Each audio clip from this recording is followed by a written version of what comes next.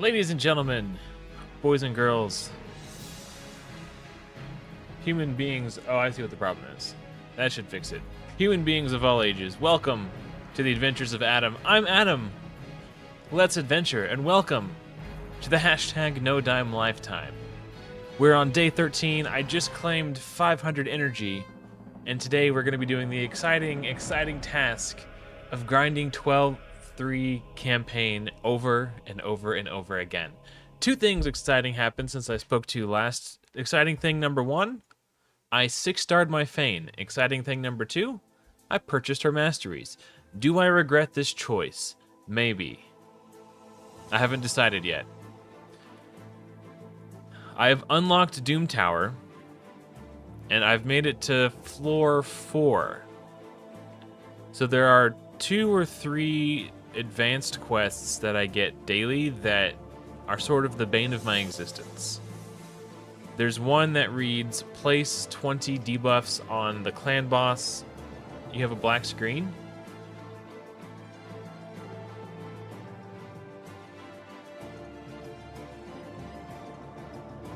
Can you hear me at least?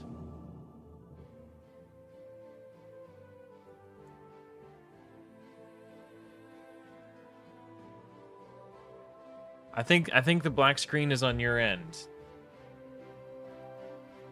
Because when I do this, this shows what's showing live. This is my YouTube studio. So my OBS and my live feed seem to be working for me. Try if you can hear me but you can't see me, try refreshing. See if that fixes it, because everything looks good on my end. I'm gonna turn this music down just a little bit more. It seems a little bit louder than normal. Maybe right there. Okay. Oh yeah, okay, so there's three advanced quests that are plaguing me daily. Survive 20 turns against the clan boss, place 20 debuffs on the clan boss, and use I think it's 5 silver keys in the Doom Tower. Yeah, use 5 silver keys in the Doom Tower. I can't do this. Also, anything related to Faction Wars is kind of tough right now. I haven't opened any of my ancient shards so far on this account. So I'm not getting any. I don't have any rares lying around that I could build for Faction Wars. I would have to use like uncommons plus whatever I've happened to get from mystery shards.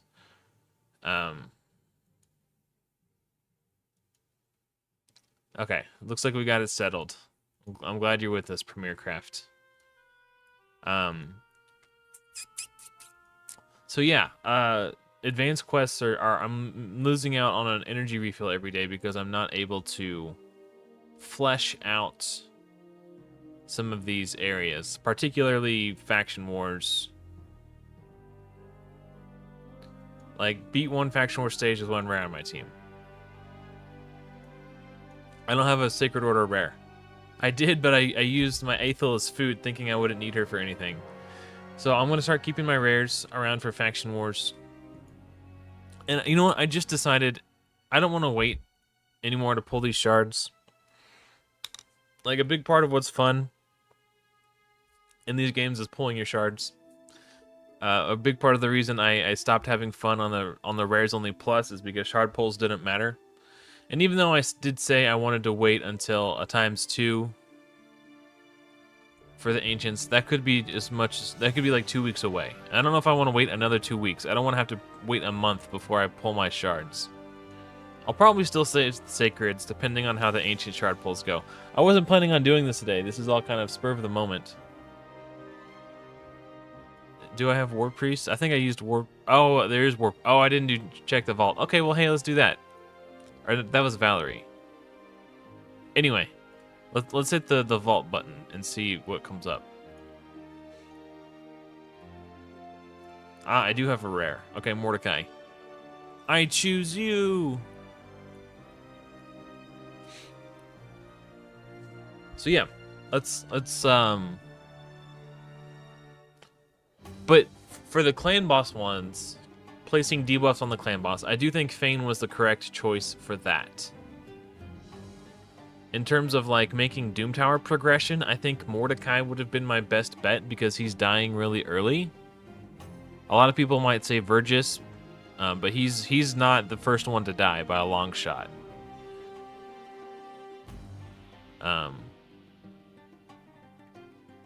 But yeah.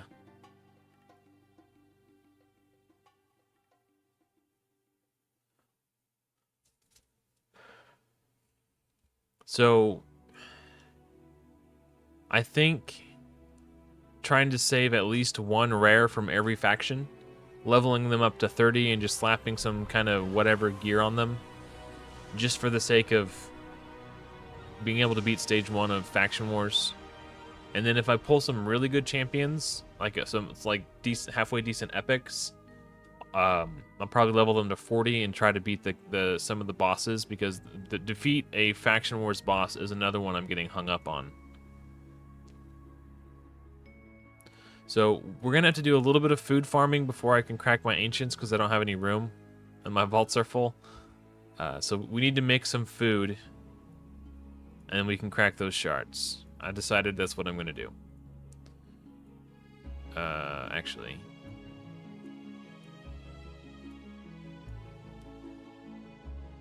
Yeah, I think that's the best thing to do early game. I've been using all of my rares from mystery shards as food, just to speed up the leveling process for the most part, unless they're ones that I know I'm really gonna get a lot of use out of. Like, I haven't used Valerie yet. I'm hanging on to War Maiden just in case. Stuff like that, like ones that I know I'm gonna use elsewhere for sure, but I haven't been saving like just random ones, and I think that's been a mistake.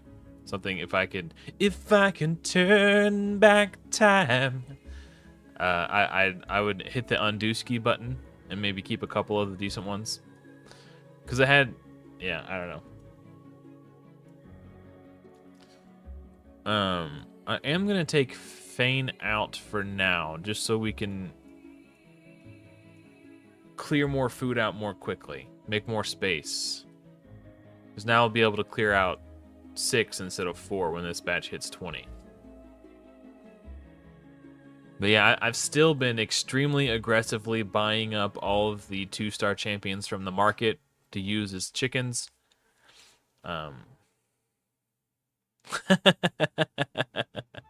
What can I say, Andrew? You're my muse. You inspire me.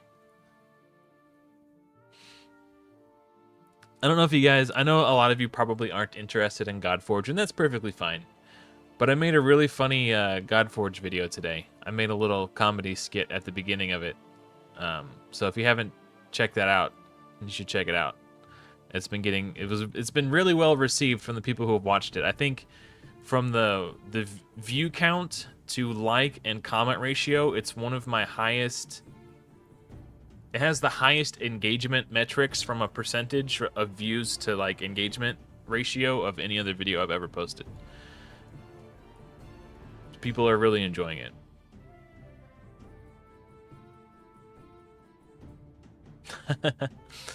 Well, the good thing is, Andrew, no one has to hear you sing, because you're on the other side of the stream. Also, I just like to sing. It makes me feel good inside to sing. It's how I express myself.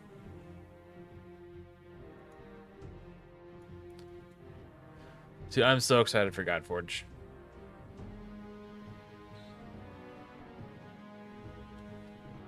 Although I am excited, I will say I am not overhyped. I know I was reading some of the comments on my last video, and I might talk about that a little bit more in a bit. But someone was worried that I was overhyped, and I feel like I've been very objective in my review. Like, I know a lot of times it's really easy for people to put their hype goggles on and have a distorted view of what they're seeing, but I feel like I do a really good job of maintaining objectivity. I mean, I'm sure everybody thinks that, but I'm a very open-minded individual, and I feel like I'm really good at calling it the way I see it. And with that said, I'm only excited about the things that I've, I don't know. The only thing I don't want to say I'm concerned, but the one thing we haven't seen that I would like to know more about is how customizable are the characters going to be. So once we see that, that's going to be like the linchpin. Like if they can nail character customization, there's nothing else in the game that I'm concerned about.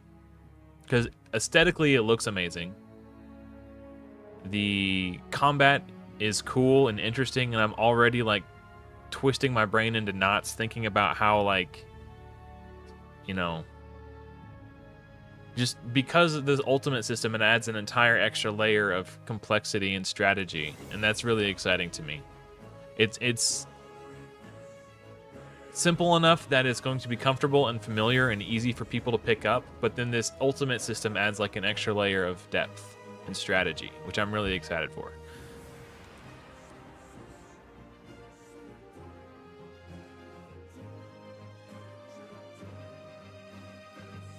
When you say lore, do you mean like lore, as in like the story behind the characters? Because as far as I'm aware, they're planning to have some storytelling in the game too. Like in Raid, for example, when you beat a campaign stage for the first time, you get like the text. Rather than doing that, they're making these miniature like parallax cinematics that play. So it's like a 2D image, but they're kind of animated a little bit. And there's like a narrator and stuff like that. It looks really cool. What regrets do I have? In terms of like, I talked about it a little bit. It's not that I necessarily hard regret it. I'm just second guessing if that was the best choice. So one area in which I am also struggling is Doom Tower, and I'm wondering if leveling Mordecai first could have been more beneficial. Because as it stands right now, I'm not completing all my advanced quests every day anyway. But I think if I would have invested in Mordecai, I would have gotten the progression rewards for beating the floors of Doom Tower up to the Doom Tower boss. And I could have started farming, potentially, if I could beat the first boss, start farming forge materials. So I think that, I don't want to say I regret maxing Fane first, but in hindsight, it could have been more beneficial to invest in Mordecai, because I think he could have done more work for me in Doom Tower progression.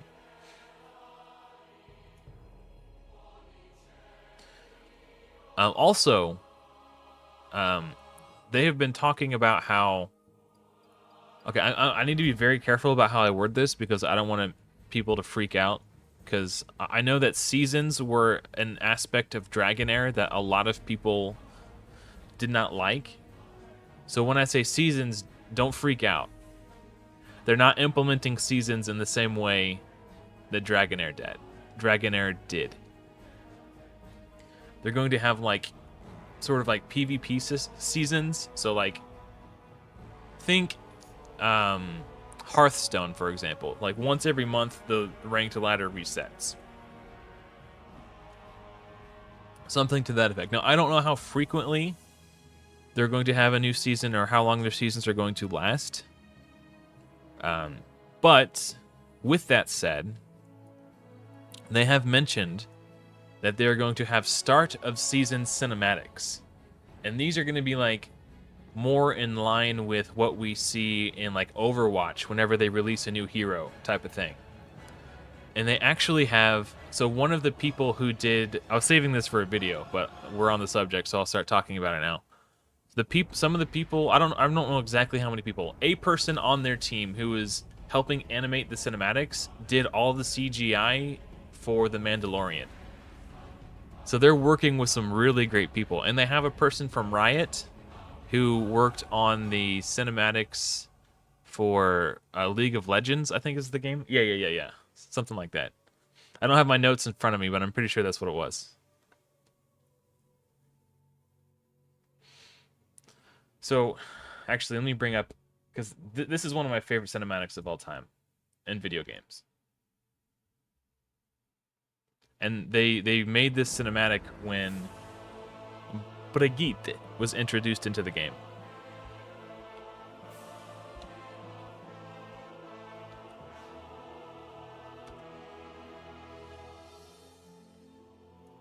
Okay, we're gonna take a small break from Raid so we could all enjoy this together because it's my favorite. So pause that. Switch to this. I still get a little choked up sometimes when I watch this. I'm gonna shrink myself down just a little bit, so I'm not taking up the whole screen.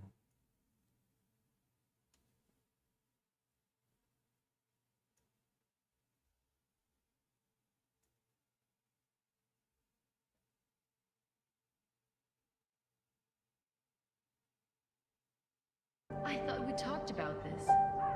You don't have to do this anymore. Winston's message wasn't meant for you. This isn't your fight. Papa told me, after so many years of service, you gave Overwatch everything, and then they pushed you out. Why would you go back to them? What are you still fighting? So, that's it. You're leaving us. I have been called. I must answer. It is a great honor. To disappear into some secret organization. Give up the glory of being a crusader?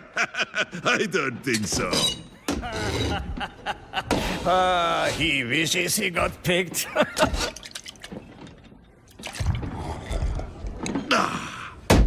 The Crusaders are immortal defenders of Germany. People will be singing songs about our legacies. Our legacies are our deeds. And this war is bigger than all of us. Baldrich! Droppots to the east, they're coming! All right, people. They're playing our song. Stick with your dance partners. Let's crush those rust buckets.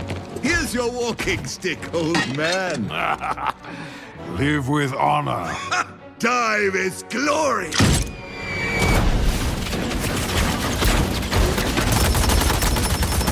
We work as one! Rocket up! Fire!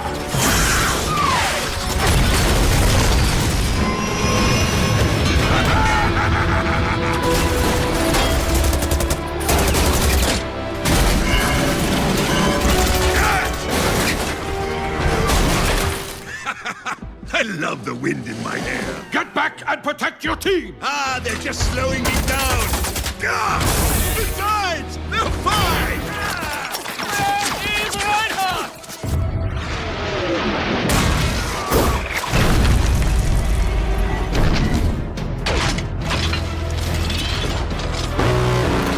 What is that? That is mine. Damn it, Reinhardt!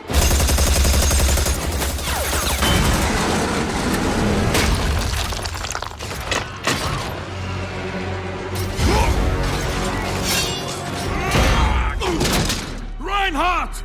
Marvel sings!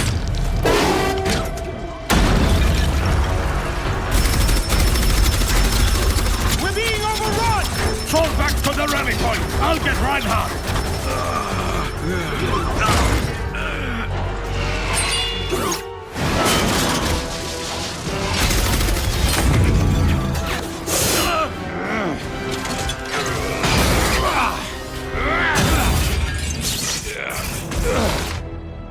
I had this. Obviously. They're cutting us off! Let's move!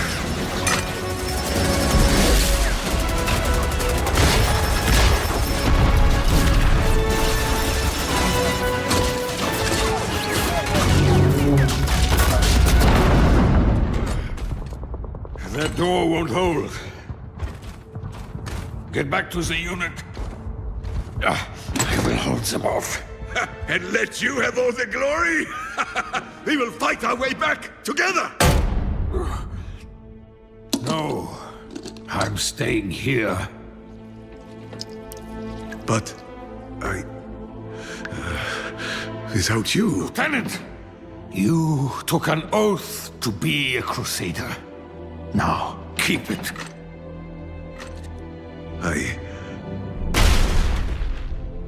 I won't leave you! The team needs you. Be their shield.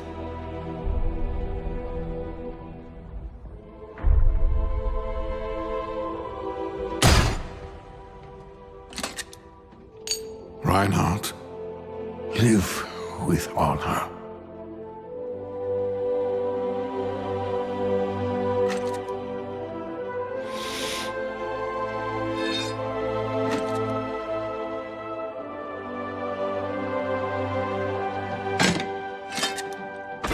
Die with glory, old friend.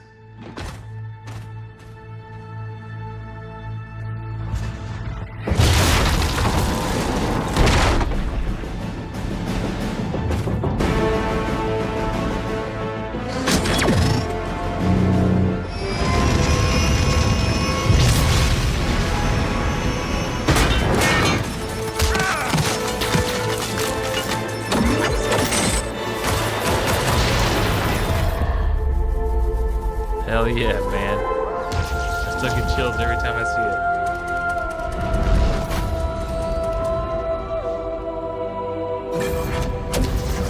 Barrier is failing!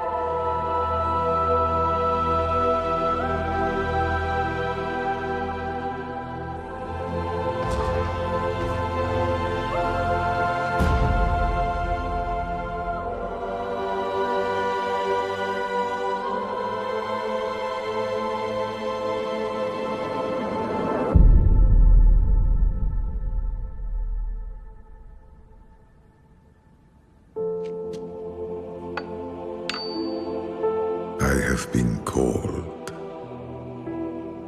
I must answer. Always.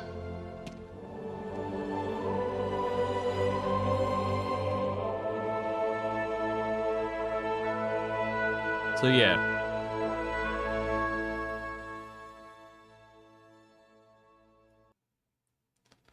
Imagine those types. I don't know what degree they're going to be doing cinematics in Godforge, but think along those lines. Like that's Hell Hades has been very adamant about wanting to have some extremely epic cinematics in Godforge.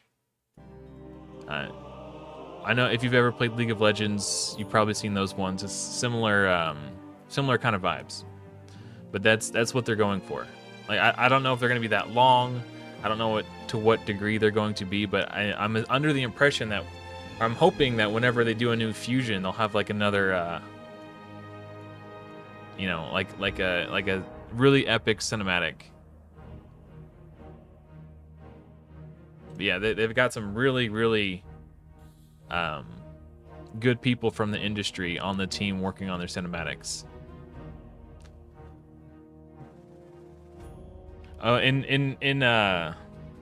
In response to the hair thing, I know I saw your comment earlier, but I didn't want to interrupt the the cinematic. It's no different than like how it looks in this game. Like it's easy to nitpick and find things you don't like when you're only seeing, like one piece of the puzzle at a time. You could look at that one specific piece and be like, yeah, I don't really like that. But when you look at the game as a whole, like, there's nothing wrong with the way that Wraith looks. But when you're talking about the hair, it's like, it's no different than how they do the hair in Wraith. The reason they can't render every single individual hair is because they want the game to be playable on mobile devices. And if we were rendering every single hair on Elhain's head every time she went into battle, it would fry the graphics card on our cell phones. Like, this computer that I have would probably struggle to render stuff like that. I've got a 4070 Ti Super graphics card, and I would still struggle to play Raid if we were rendering every single hair on their head, trying to make it photoreal. It's just not a feasible thing. There are compromises that need to be made in order to allow it to run on people's devices. They want the game to be as accessible as possible.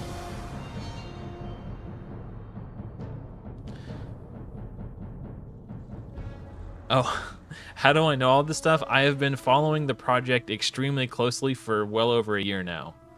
I'm a moderator on the Discord. I'm active in there daily. I've watched every video they've put out. I read the conversations that go on. I'm heavily invested. I've got those insights.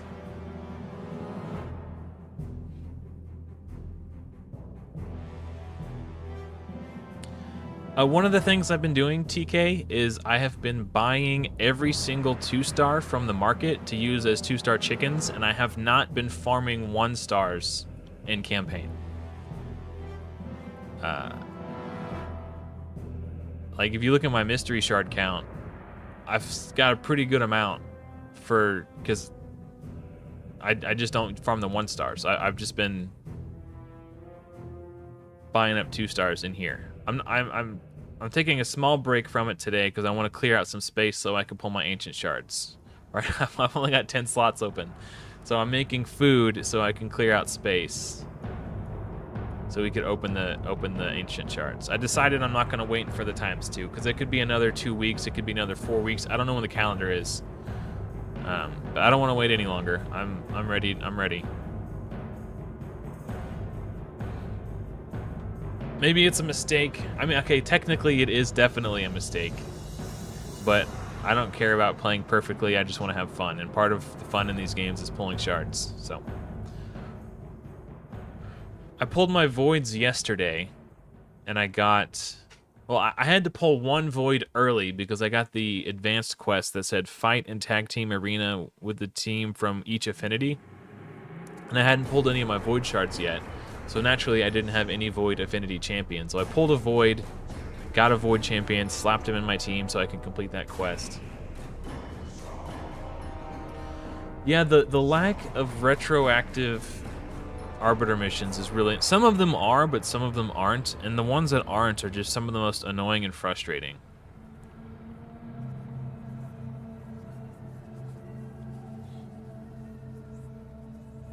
That's definitely some feedback worth putting forth to the Godforge team, because I know that they're planning to have some sort of like equivalent mechanic in their game as well.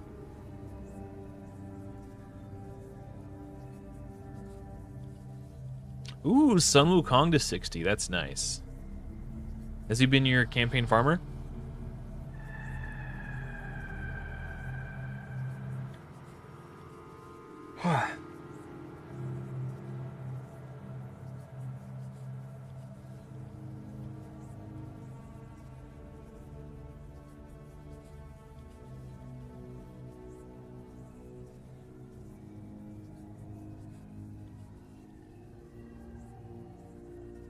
Nice. Yeah. I think Sun Wukong would be a good farmer. He's got like 1 and kind of like a second AoE, depending on how hard he hits the first target. Okay, I've got, how many shards do I have? 26 shards. I have exactly enough space, right? That puts me to, no, I need to clear out 10 more. Okay.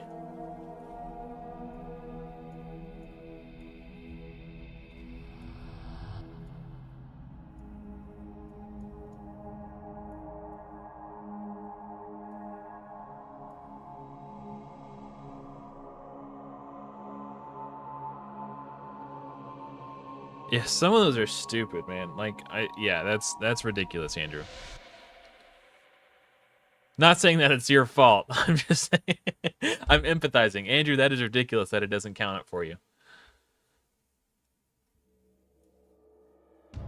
Keeps cutting off the top of my head when I sit up straight.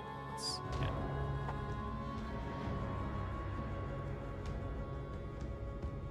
Oh, okay. Cool. It's nice. Okay, that's very helpful. Oh, yeah. I saw you post that in the Discord. Nice.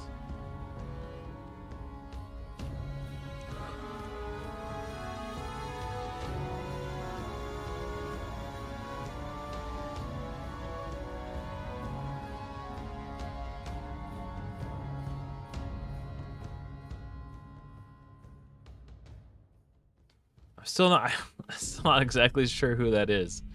I have an idea of who it is,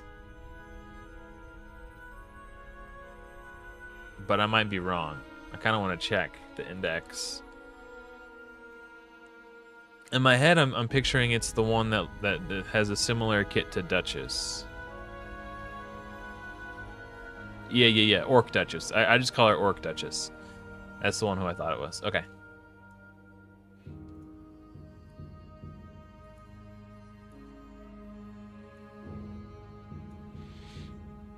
Yeah, any like team-wide reviver is going to be massive for progression, but in particular, one who does like block debuffs and cleansing and that kind of stuff is really great too. I haven't really pushed dungeons. I did a bit of dragon during the dragon tournament because I wanted the epic book, but the Fire Knight tournament did not have an epic book at the top of the chart for me, so I kind of decided to ignore it and just keep farming food. If they do an Ice Golem or Spider tournament with a book at the end, I will participate in it because I need all the epic books I can get. And that's actually a really great source to get epic books early game when you're not able to get them from Clan Boss. So anytime I see a tournament with an epic book at the top, I like on the milestone rewards, not necessarily like for placing in the tournament. I got the one from the champ training too. I did my best to try to stay up with this fusion to see if I could. There's 5 hours left in this, and I'm pretty much drained my silver. And I was leveling pieces to level 8 and then selling it, level to 8, sell it, level it to 8. Like, it was extremely tedious, and I was getting extremely frustrated. And that's like the most efficient way to do it. Actually, leveling it to 4 and then selling it is technically more efficient, but I didn't have enough pieces to do that. So I was leveling to 8 and selling them, and I ran out of silver. But there's no way I can finish this, so I kind of gave up on that until I was in first in the champ training, and then I got double sniped at the last second. Like, this guy, he got like, what is that, 13 points more than me. So that, because I didn't get the top 2, I sort of I'm out of the running now, I think.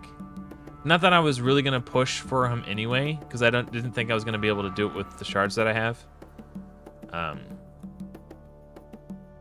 But yeah, I was a little, I don't know. If those people want the fusion, then I'm glad that somebody who's actually gonna get the fusion got the fragments. But I got double sniped. I've mostly wanted the 6-star Relentless, if I'm being honest.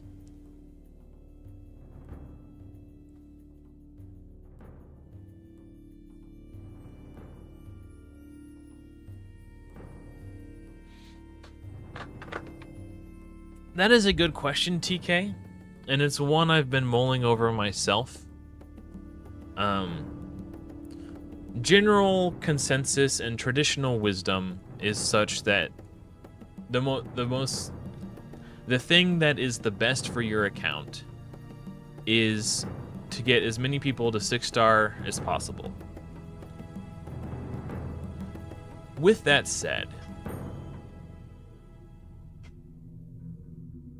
if your plan is to just farm campaign until you have your first 5-6 stars, it doesn't really matter if you level them all to 50 first and then start ranking them up to 6-star, because the end result is the same. And I think for progressing in Doom Tower, like just so you can start doing the advanced quests, to like use your Doom Tower keys every day, I think having 5 champions at 50 could help you get through the waves more so than like 2 champions at 60, depending on the champions. I don't know. It's because right now my Elhain and my Vergis are always the last 2 alive when I'm trying to beat the wave. And the waves are getting progressively harder as you climb higher. And it's getting to a point where like my Elhain can't just solo it. So having more stats on all my I don't know. I'm kind of waffling on it. Traditional wisdom says don't 5-star a bunch of champions, just do 1 6-star at a time. But I'm inclined that nugget of wisdom existed before Doom Tower. So I'm inclined to think that it's possible that that particular take needs to be updated with the times. I guess it just depends on, are you struggling to climb to get to the first boss of Doom Tower? Okay, how many spaces do we have now? So I would need to make 2 spaces. I think I could just do this. Oh no, I only have 1 space. Here, let's just do this.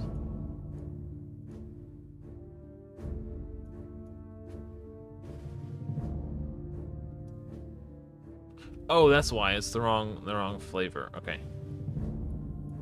I was so confused for a second. Get off my screen so I can play the game. Thank you. We should have enough space now. All right. Ancient Shard summonings. Even though it's not a ×2, I don't want to wait another 2 weeks or another 4 weeks or however long it's going to be. Yeah, that's the thing. Like, as long as you're progressing your champions, you're not going to ruin your account no matter what path you take. As long as you're not feeding epics and legendaries, and even then your account still isn't ruined. You're just kind of setting yourself back a little bit. Okay. I kind of just want to pull them one at a time, since I only have 26.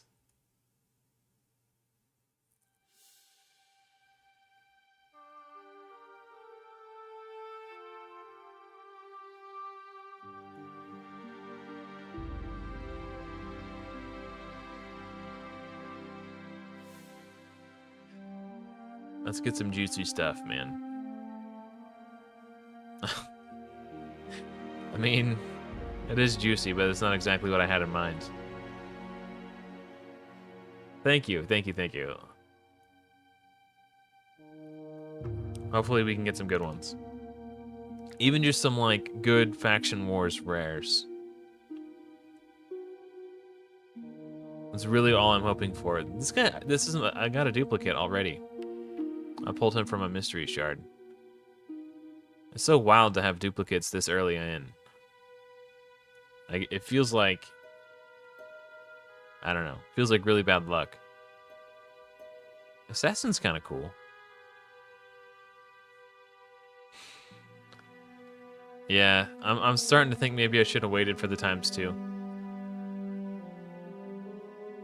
But I think just opening up my roster and getting some champions that I could use in Faction Wars is pretty important.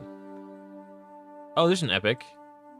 Oh, that's interesting. This is a champion I've never pulled on any account before. So it's a 2-turn cooldown. Places a sleep debuff on an ally for 1 turn. Heals that ally by 50% of their max HP and fills their turn meter by 50% whenever the sleep debuff expires or gets removed. Heals that ally by 100% and completely fills their turn meter if the sleep debuff is lost due to taking damage from any enemy. That's actually kind of wild. Let's just see. When she's fully ascended and fully booked, has a 100% chance of placing sleep debuff on all allies for 1 turn. Passive effect. Whenever an enemy loses a sleep debuff placed by this skill, has a 50% chance of replacing it with a fear for 1 turn. That's actually low-key pretty dope. 18%. Okay. Attacks one enemy, 40% chance of increasing the cooldown of one of that target's skills by 2 turns at random. Huh.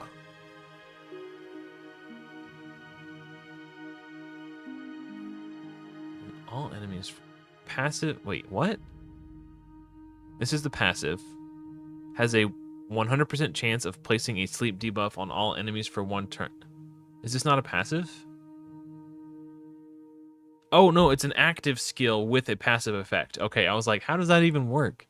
Whenever an enemy loses a sleep debuff placed by this skill, has a 50% chance. Oh, we already read that. Wait, what does this one do then?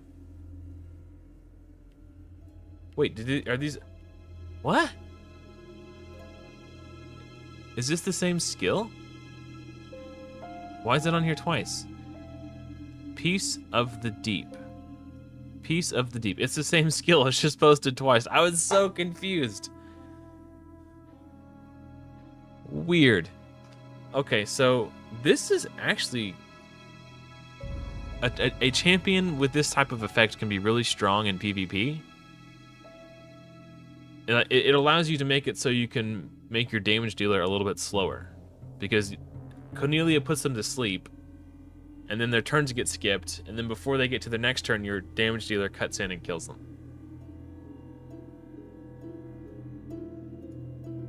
Yeah, she's pretty neat. I've never gotten a chance to play with her before. Hexweaver. Dreamweaver.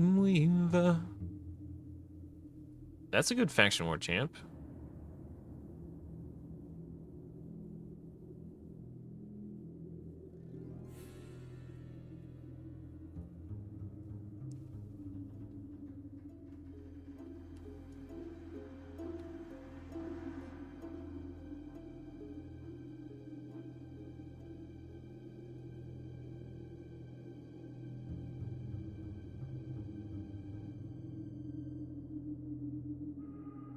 On an ally. Boo. Okay. Boo, I say.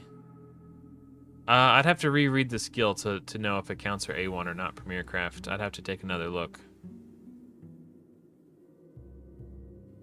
I do like Spymaster. I was planning to build him on my free-to-play Rares Only Plus, but I got burnt out on that series before. Oh, another epic. Oh, Pestilus. Attacks one enemy, has a chance to place a burn. Heals all allies by 15% of their max HP if the debuff is placed.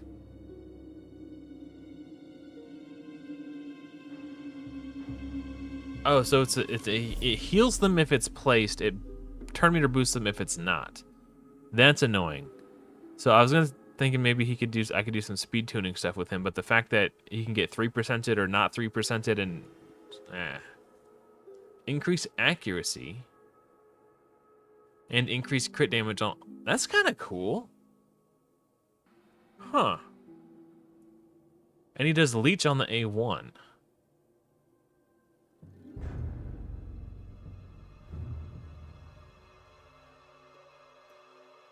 Huh. I've never pulled him either.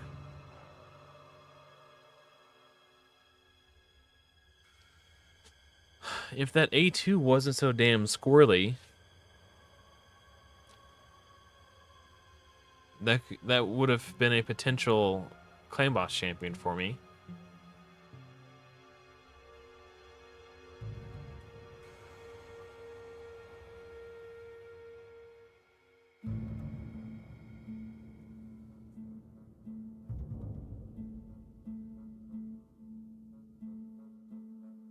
Ogryn Jailer can slap, but it's all single target damage. 2 madmen, huh? Maybe I can build a dwarf faction wars team now.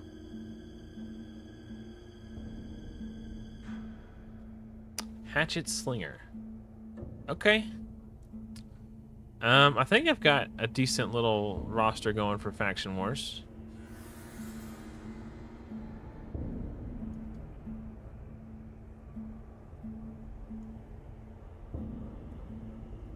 I don't even have the Altar of Souls unlocked yet. She's a dream weaver. I need to do my arena real quick. Okay.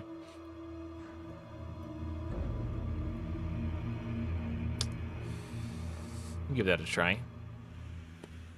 Loki is another champion who I need to look at. Like I know he's like purpose built for Hydra, but if I recall correctly, he's got like a decrease attack. Is it an AoE A1 decrease attack?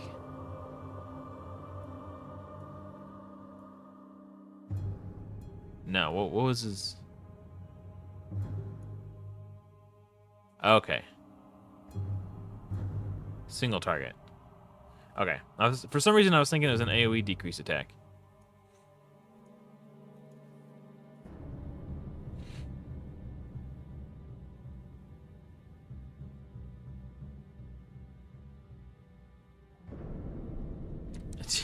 Verges is really bad against Sun Wukong.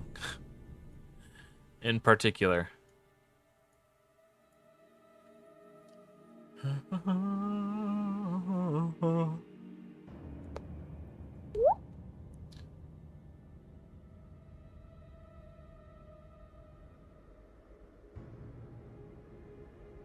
That misstep is really annoying.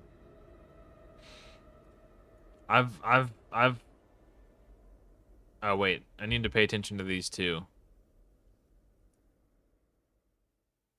Campaign. I don't know. That's annoying. I should probably do it though. I wish that I've played games that have a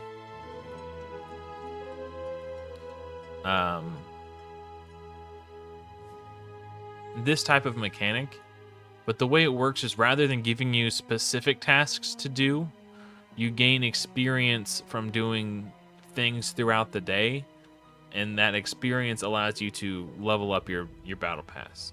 I like that so much more because it's so easy to like spend all your energy and forget that you're supposed to be doing this. Like if I didn't check and I spent all my energy and then checked, I'd be like, oh wait, now I got to go back and do this. I've already spent my energy. Like it's just one more extra thing to like stress about, and it's really annoying. So let's do the dungeon thing before I forget. I think I need to re-gear my Fane because she gets resisted a lot, or at least get some accuracy on her somewhere. Maybe I've got some perception. I could slap on her. Yeah, sure. Crit rate.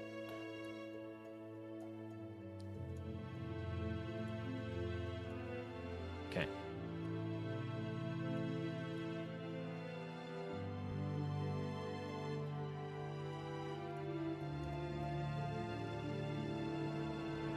Nice. Okay, well, how much accuracy does she have now? Zoop, 93. All right, so let's do dragon.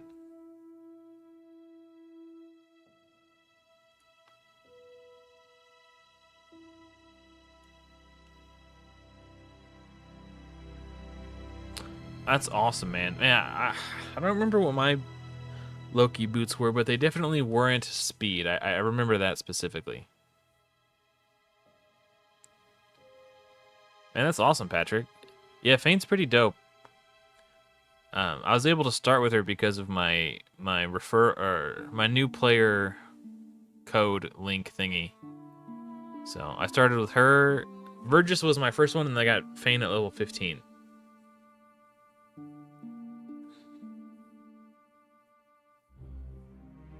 Alright, let's play some debuffs on this bad boy. Bad boy, bad boy. What you gonna do? And I do think booking Fane next to get her like cooldown reduction and increase the chance of placing her debuffs is gonna be my next priority. Like I have Vergis's ally protection booked. It only takes one book, and I landed it, so that part is down.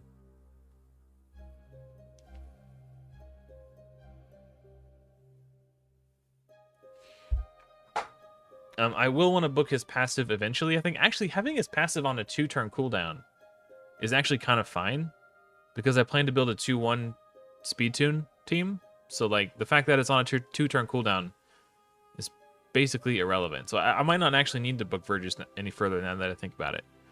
So I think I'm going to do Feign as my next priority. And then probably Mordecai.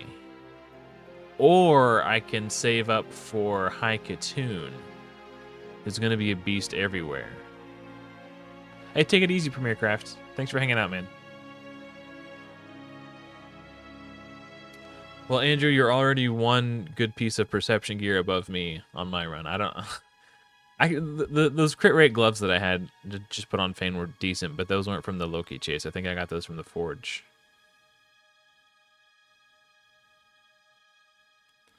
See that because she's not booked, the decreased defense didn't get resisted, it just didn't place. So booking that chance up a little higher.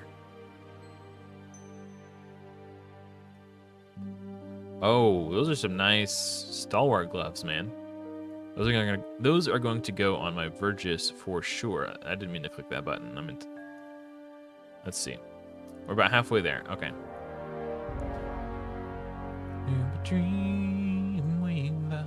Song stuck in my head now.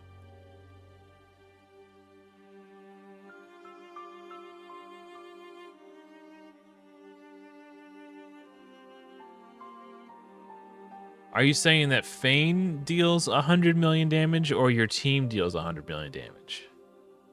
Because if it's your Feign doing that, that's pretty impressive.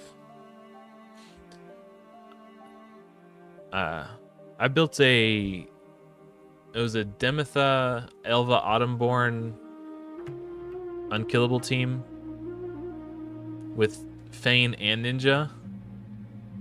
And I think in that team, my Feign was doing about 30 million, something like that. She's a heavy hitter for sure, especially if you can keep her alive.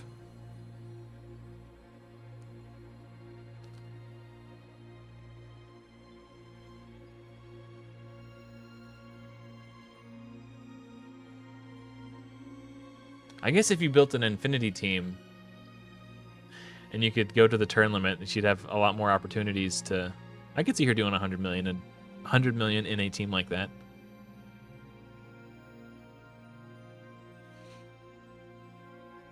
This is so frustrating about farming low-level dungeons. This is a big part of the reason why I'm an advocate for getting your first 5 level 60s before you start farming dungeons, because it feels like so much of your energy gets wasted.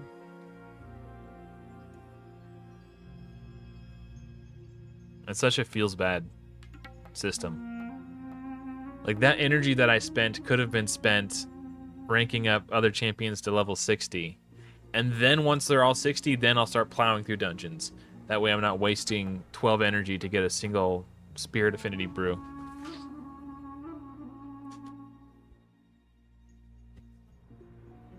Yes. Yeah. Not right this second, but yeah, I will. Okay.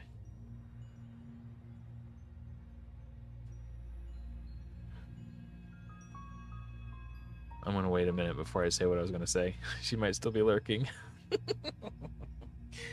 The woman was nagging me.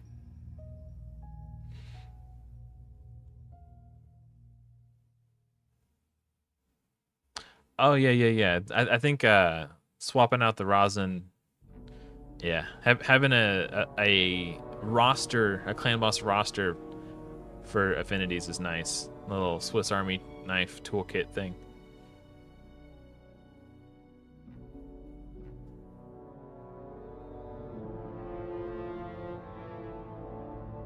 Hey, nice, Cody. That's awesome. Yeah. I saw her. Yeah, that's fine. Okay. Okay. Actually, I'm gonna keep that. I had my my end game brain for a moment because we're talking about clan boss teams. I forgot that I'm still pretty early game on this account, And that piece is pretty decent. I was really hoping to pull a champion that would have, like, be able to fill a role on my team and also provide some healing.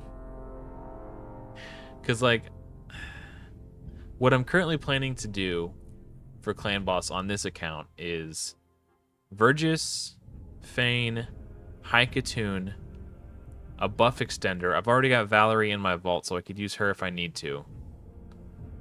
And then a block debuffs champion. So if I can pull a Marked, not only does Marked bring block debuffs, she also gives me increased defense. So with those 5 champions, I can build a 2-1 speed-tuned team and have ally protection and increased defense up on everybody at all times. And if I can get a buff extent, let's say hypothetically, fingers crossed, I can pull, what's her name? Godseeker Aniri. Now all of a sudden my buff extender is also a healer, and I wouldn't necessarily have to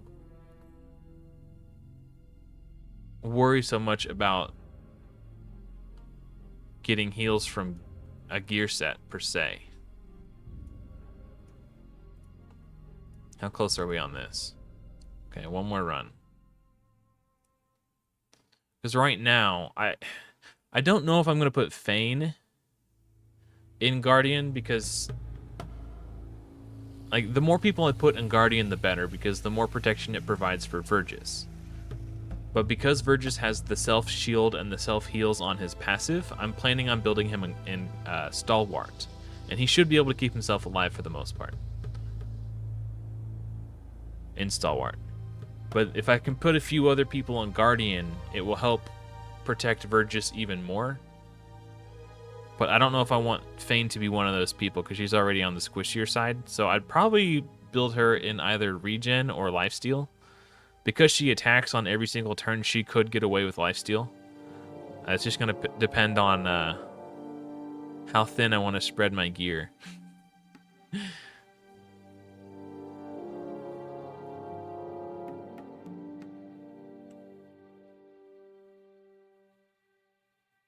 But when I was doing the free-to-play Rares Only Plus account, I managed to get to Dragon 17 without building a Poisoner. That was just everyone doing War Master mastery hits, killing the dragon.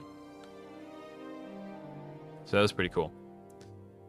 So, but on this time around, I've got a dedicated Poisoner. Crit rate and accuracy. I guess I'll keep that. Lots of ifs, yeah. It's going to depend on what I pull. So, as long as I can pull Marked, who is a rare champion, I will be able to do Ultra Nightmare Clan Boss on this account, period. If I can pull somebody better, then obviously that's better. Yeah, it's just gonna come down to who I get and when I get them. But I've got all the pieces I need except for Marked right now.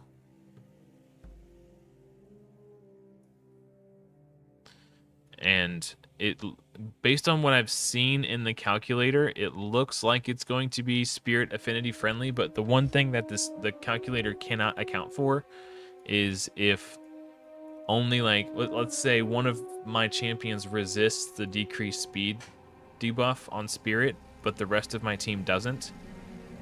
Is that going to throw off the speed tune? I have no idea. It's likely that it could, but it also may not. It's going to be impossible to tell until I actually get in there and see a run.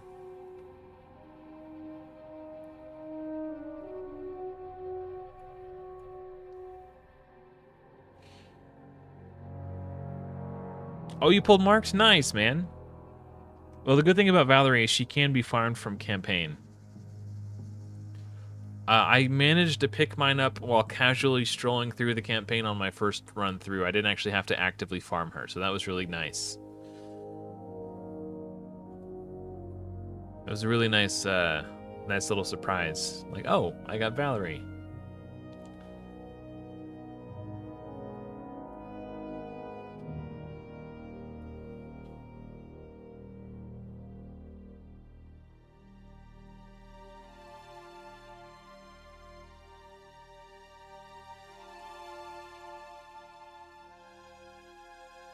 That's weird. I've only been streaming for an hour and I already feel like mentally drained. I had a pretty decent nap earlier too. Normally I don't start to feel this fatigued until I've been going for a while.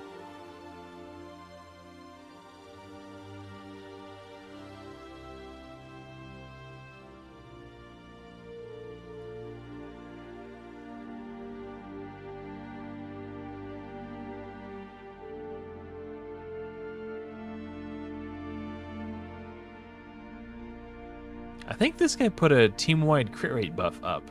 That's kind of cool. I've never seen that before. Or I'd never noticed that before, I guess.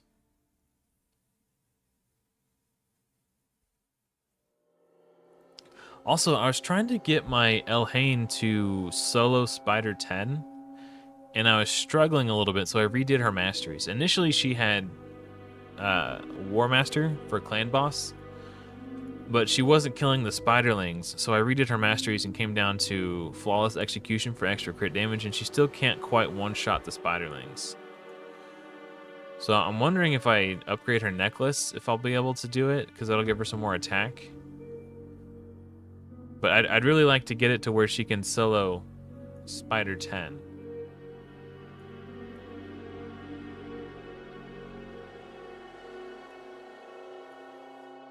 But I don't know. I don't have the silver for that right now.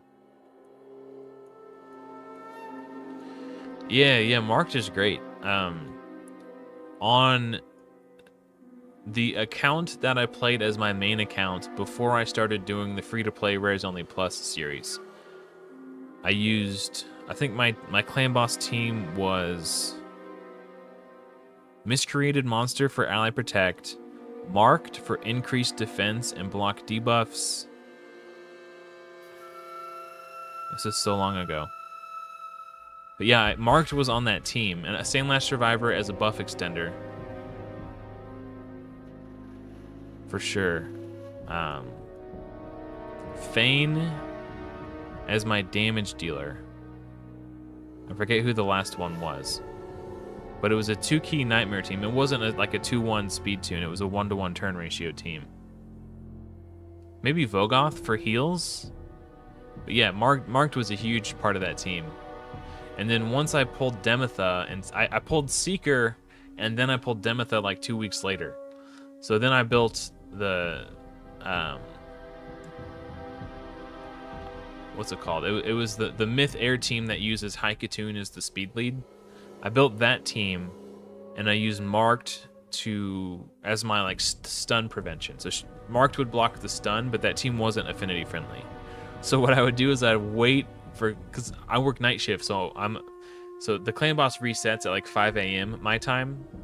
So I'm just getting off work like right when the clan boss resets. So I would do both of my keys into Ultra Nightmare while it was on Void, and then I would just cross my fingers and pray that that Nightmare didn't go Spirit. Because when I wake up, Nightmare was already, dead in my clan. So like if it went Spirit, I wasn't able to hit Nightmare that day. So most days I would 2-key Ultra Nightmare and 1-key Nightmare, and then put my last key into Brutal if I needed to. Hey, what's up, Nature? Welcome. Nice to have you. Yeah, THC,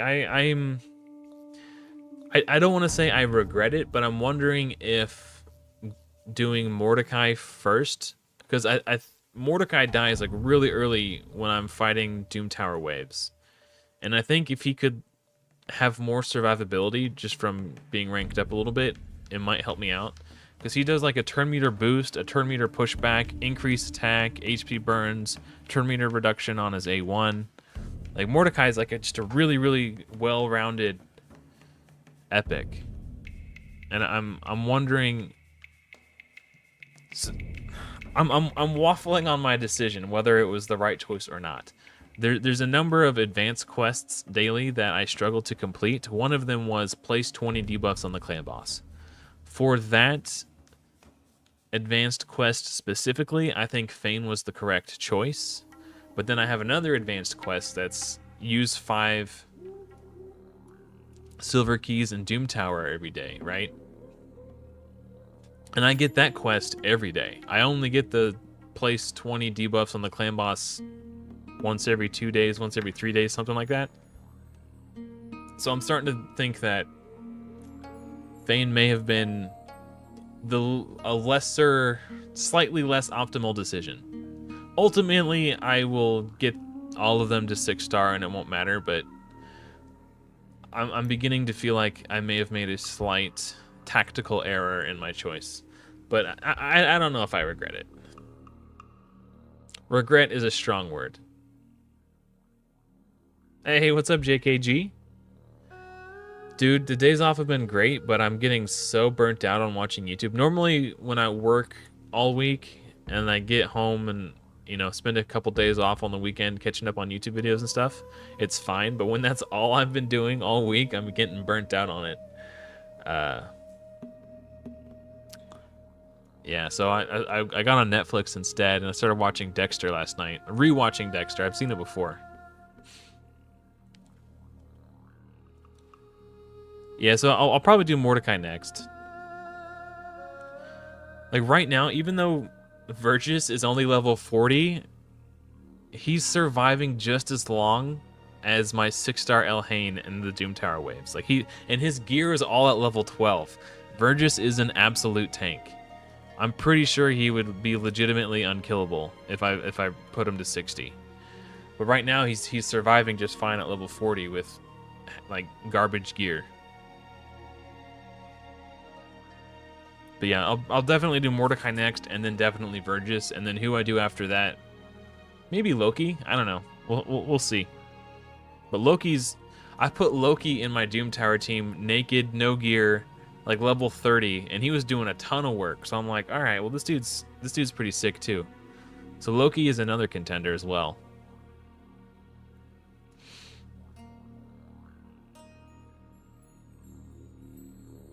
Yeah. Yeah, I think War Master is just plenty fine for boss killing at this level, at the level where I'm at. The main reason I chose Fane was because I was getting that advanced quest to like place 20 debuffs on the clan boss every day, and I was not able to complete it. It was getting frustrating, but now I'm also like, okay, well now I can't use 5 silver keys in Doom Tower. So it was kind of like pick your poison.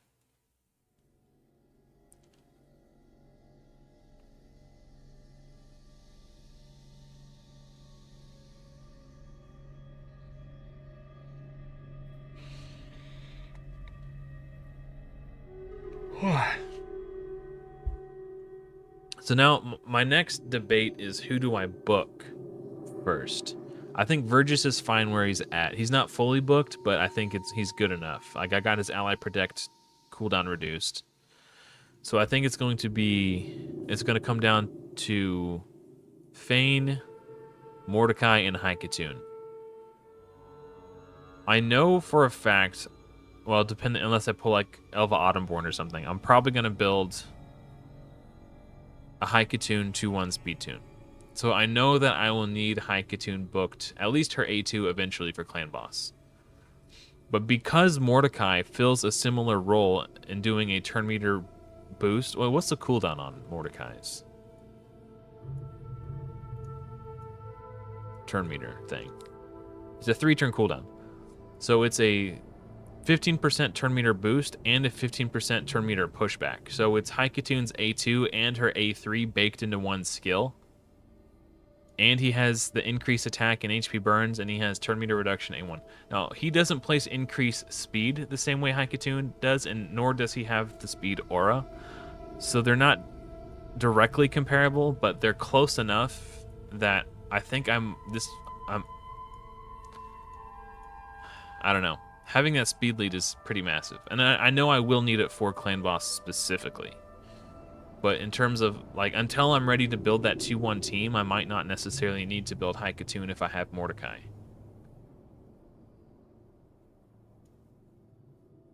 Oh, you pulled your voids? Nice. I pulled mine last night and I recorded it. And I didn't pull anything, so I edited. I went to my old free-to-play Ridge Only Plus series and recorded. I took the footage of me summoning Yakarl from Fragments, and I edited it together to make it look like I pulled Yakarl the Scourge. and I thought about posting it, and I was like, nah, that's mean. Even though I admitted at the end of the little, I was gonna make a YouTube short out of it, just like a funny little, but I decided not to post it. Yeah, let me see. I edited the video, I rendered it, it's ready to go. I did everything except for upload it and post it to YouTube. But I can show you what I did. I gotta find it real quick. I guess I kind of spoiled the surprise, but maybe I didn't render it. I know I edited it. Edited it. I don't know why that's so hard for me to say. Edited it. Maybe I didn't render it. I finished editing it. The edits are finished. I guess I didn't render it. Oh, wait, is this it? Oh, no. That was the, okay. Yeah, no, I didn't finish it. But, so this was me. All right, what's up, guys? We are on day 12. This was me pulling the shards. Count, no time, lifetime. We've only got 2 void shards, so I'm gonna crack them open and see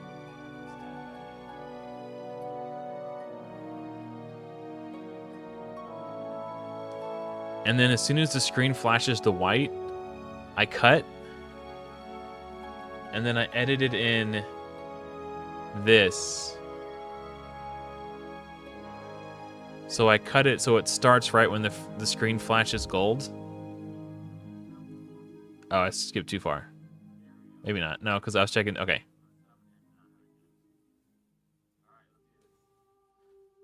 So the screen flashes gold, and then I cut it so it starts here. But it was a short, so you couldn't see my face on the screen. It was just that. And then I edited in a voiceover of me getting really excited about pulling a Carl, and I was like, nah. I thought about trying to prank you guys, but I was like, I decided not to.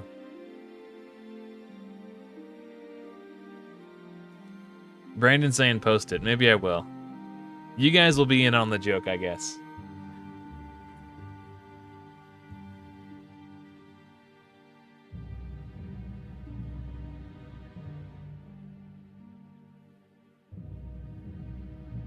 Oh, thank you, Richard. I appreciate that, man. Yeah, I've never played with her before, if I'm being honest. I do know that she's in stage 15 of Minotaur, and she can slap really hard. She can do some damage, but I've never actually played with her. Man, having my desk, I have a V-shaped desk.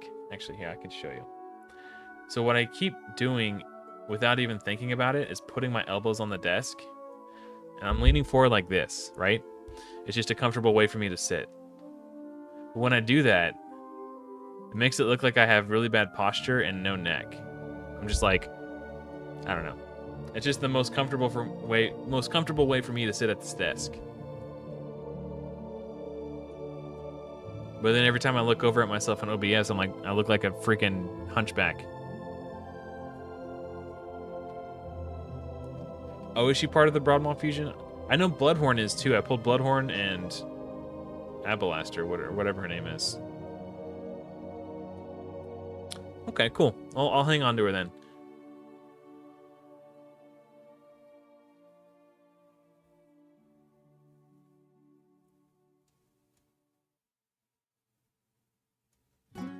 So in case you guys didn't know, in case you're new here, something I like to do when I'm farming 3-star chickens is I will farm stage 12-3 until all of my 3-star chickens hit level 23, and then I switch to 12-6. The reason I do this is because I did the math a while back and figured out that you get basically exactly the perfect amount of XP without over-leveling them or under-leveling them. So if you do 12-3 the entire time, you'll notice they'll get to like level 29 and like 8/10 of the way there. There'll be a fraction of XP missing at level 29, and you'll have to either A, do a second run and spend more energy, or B, go to the tavern and feed them 1-star food champs to get them to 30.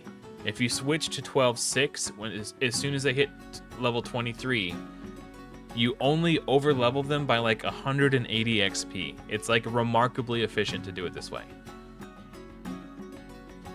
And it comes at the slight sacrifice of a tiny bit of silver. It's like the difference is negligible in terms of the silver that you're losing by farming 12.6 instead of 12.3. Because if you're either wasting energy by doing another run, or you're spending silver to feed 1 stars into them to get them to 30. So watch this. If we go to champions, let me use my calculator real quick. So they have, out of 19,894 XP, they currently have 11185. So 19,894 minus 11,185 is 8,709. And when you do 12.6, you get 8,800 XP. So what was that?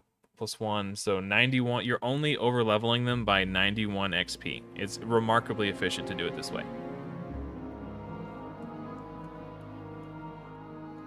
So that's why I'm farming 12.6 right now. So these guys are going to hit level 30. If I hadn't switched after this, like if I had stayed on 12.3, after 23 runs, they would still not be level 30. It would take 24 runs. That's a little free tip for you guys.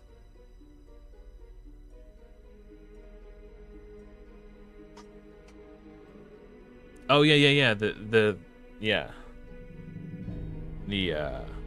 fragments for the yeah. Good call. So yeah, level 30. We didn't have to spend any more energy to get them there.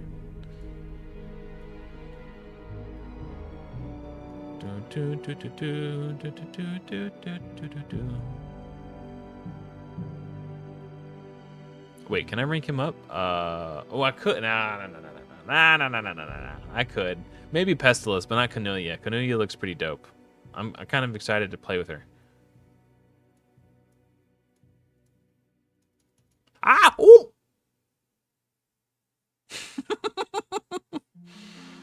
I was getting some lag and I made a whoopsie. Oh well. That's fine. Hey, what's up, Sakib?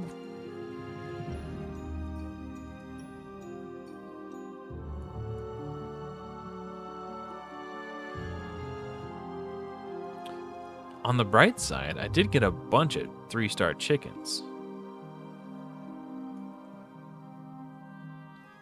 I got, what was it? 22 3-star. I'm not going to use all of them as chickens. I'm going to keep some of the. I think the Madman is kind of a dope dwarf, if I recall correctly. He's would be a nice early game faction war champ.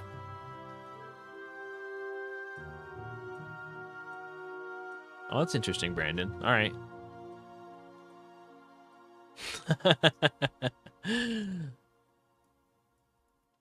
The man, the myth, the raid, Shadow Legend.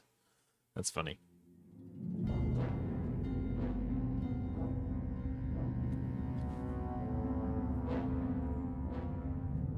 Oh. I've got Cornelia for Faction Wars 2. So, if you're new to this hashtag No Dime Lifetime, I've said this in the past, but I just want to reiterate it in case there's anybody new coming in. I'm only playing this until I get into the Godforge either alpha or beta. And then that's once I get into get a chance to play Godforge and test it out and stuff. That's where all my attention is going to be going. So this series, so I'm probably not going to finish Faction Wars. But for like the purposes of like day-to-day grinding, I think I at least want to be able to beat level 1, stage 1 of the Faction Wars, so I don't miss out on those gems every day. And I can get my energy refills from the advanced quest. And then I'll probably try to get to a point where I can beat at least half of the first bosses. So when I get the quest, defeat a Faction Wars boss, if there's 2 factions open and I can do it on 50% of the factions, it will be likely that I could complete that quest every day. There might be a few random days where I miss out, just due to which factions are open and such, but it's fine. It's not the end of the world.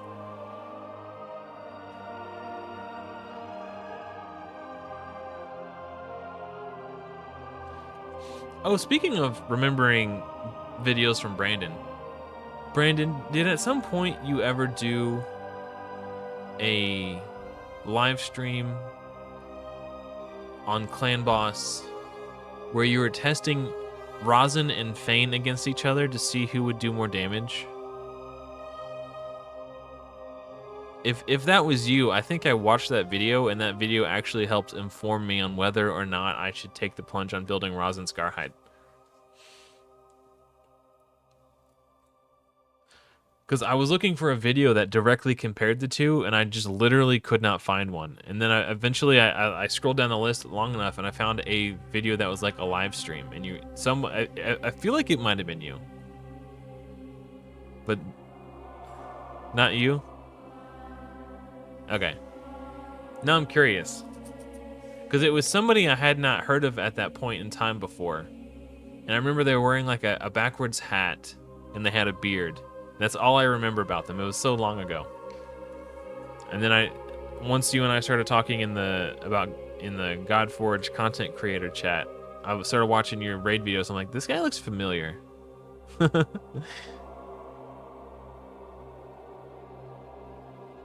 Oh, okay. Now I want to know who that was, because I was looking at their Rosin build, and I was able to take, because there was the brief moment where he showed the AI setup, so I was able to see exactly how much defense, exactly how much crit damage his Rosin had. Then I was able to, based on the stats that he had and the damage he output, this is going to sound really nerdy, I figured out if I were to build Rosin, what pieces of gear I would put on him. And I did all the math to calculate what the end result of his stats would be if he was level 60, fully ascended and geared out the way I had gear set aside for him. And I extrapolated about how much damage I would be able to do with a Rosin in that type of build based on what the guy in that video did. That might be one of the nerdiest things I've ever done. Because if you look at every single piece of gear and add up all the percentage stats of a certain stat value, like defense percentage, add them all together, and if you know what a champion's base stats are at level 60 and fully ascended, you could figure out how much their defense will increase by when you equip that gear. And then you could add in all the flat defense on top of that, and then you add up the crit damage and your Great Hall and all that stuff, and you can figure out what their end result stats will be before you ever build them, if you know what gear you want to put on them. So the guy whose video I watched, he had more defense, but my build had more crit damage, and based on and I was planning to do a 2-1 team. I think his team was a 1-1. So I was kind of like mathing it out. I was like, I think if I build Rosin, I could 1-key Ultra Nightmare. Yeah.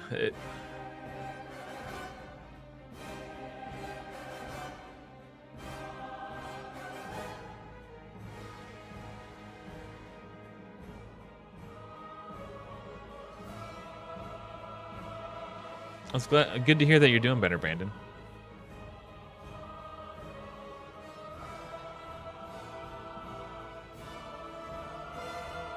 I mean, I feel like I look like a troll when I'm sitting like that. Like, I need to quit doing that. It's just the most comfortable way for me to sit at this particular desk.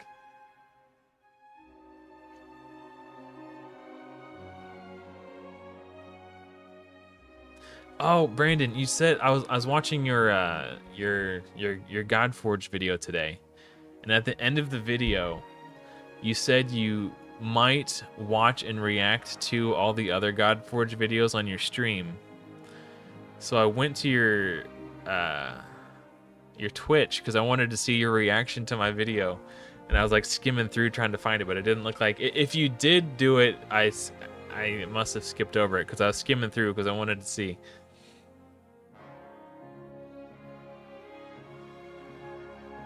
Marked Geo, Sandlashed, Fane, and Vogoth.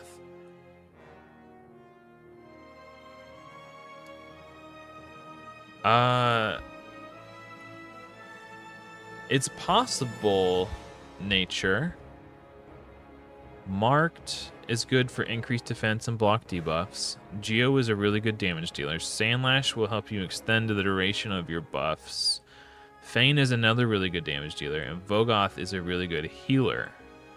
The one thing it looks like you would be missing from that setup is ally protection. Oh, okay, cool.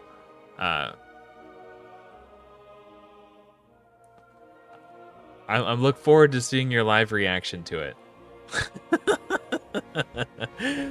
It's so far the reactions. So, in terms of like total views, it's not my most viewed video, but in terms of like the analytics, if we're talking about like ratios,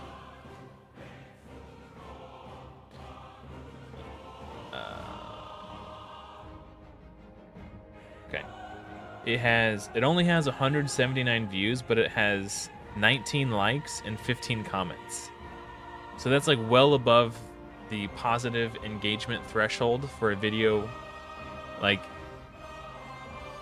I'm trying to think of how to phrase this.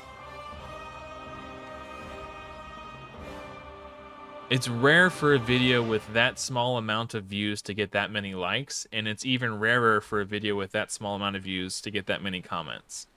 So the people who have been watching it have been really engaging with it positively. A decreased attack, I think that would be Fane on that team. If that's what you guys are talking about. Sandlash does a provoke on her A1.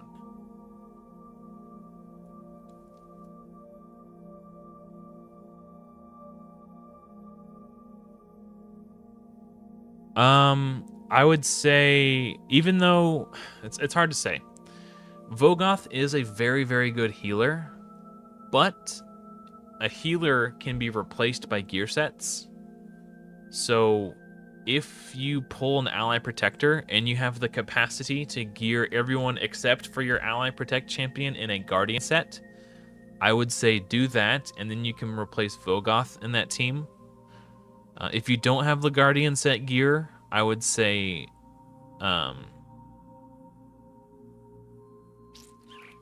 Geomancer, even though he's a really good healer, even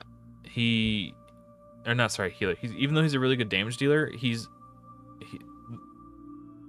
he and Fane are kind of doing the same job, which is to do damage and debuffing, but Fane gives decreased attack, and Geomancer does not. Geomancer does have a damage reduction passive, but it's like 15% compared to the 50% you'll get from Fane's decreased attack. So making sure your team doesn't die is the most important thing. So decreased attack is #1 priority. And then ally protection, and then increased defense and strengthen if you could find it. Stuff like that.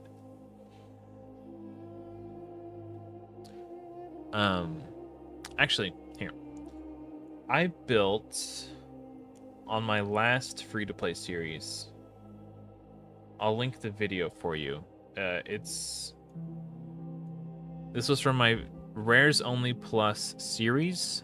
So on this series, I was using only rares, uncommons, or commons, plus any champion who is free and permanently available to all players. And I built a 4-key Ultra Nightmare team, and I made a guide on the team that I built. And that is a link to the guide that I made. Hopefully that can be of some help to you. If you're currently lacking in Guardian set gear, what I would recommend doing from now on is anytime the Griffin is active in Doom Tower, whatever the highest level of Griffin is that you can farm, attack that level of Griffin and farm your silver keys there every day and get as much Guardian set gear as you possibly can. I'll show you another example of why Guardian set is so powerful. This is turning into a shameless self-promotion stream, but it's relevant to the conversation, and I think it might help some people. So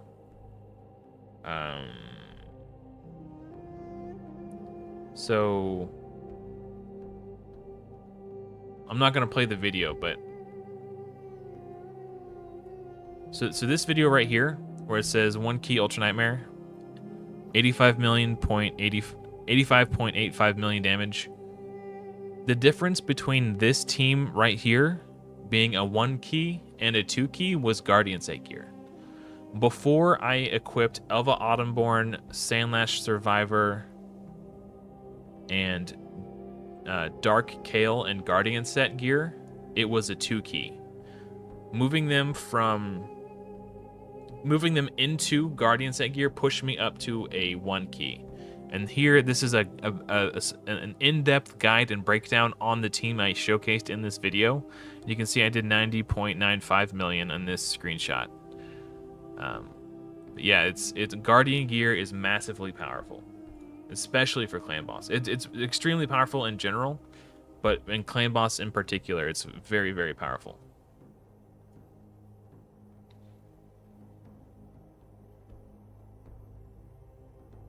So what Sakib is saying right here, this is 100% true, and that was the main objective I was trying to prove on my Rares Only Plus series. So what he's saying is, what I've learned in Raid is heavily dependent on gear, not only champions. With good gear, almost everything is possible. So I would say you can at least 4-key Ultra Nightmare with that team. Yeah, it comes down to finding champions who can fill a role, regardless of their rarity. Just make sure that they're filling that specific role that you need them to fill. And then having them geared the right way is the most important thing. Epics and legendaries can make things easier if they're filling the correct role on your team.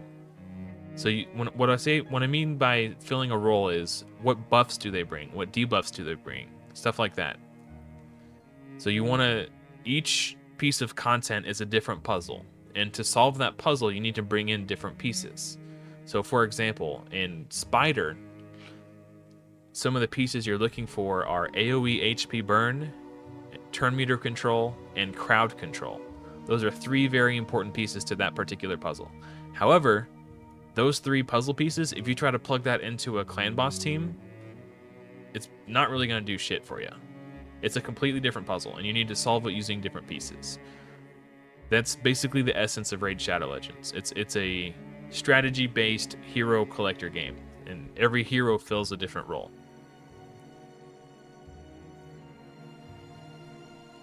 So whatever the highest level you can farm is, that's where you should farm. I got to Nightmare Clan Boss using gear farmed from like stage 10 and 30 of Griffin on normal Doom Tower. Like the vast majority of the Guardian Set gear I used on that account was used farming low level Griffin. But because I farmed it so aggressively, I was able to gear my champions in it and build an Ultra Nightmare team. I'm not sure if that ability works on Clan Boss or not. I have to take another look at it. Vogoth and Guardian is really nice. Yeah. But you also want to make sure that you're not just slapping random sets on people just for the sake of completing a set. You want to make sure you're getting them into a good build first and foremost, and then if you can achieve a good build while putting them into a set, that's the most that's like the next step up.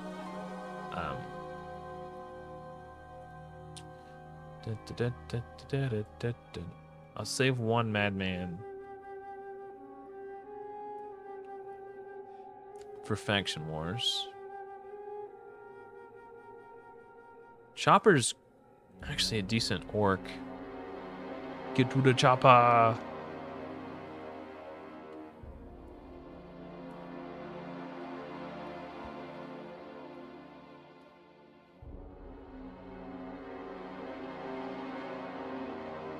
Okay, that's not a bad place to be.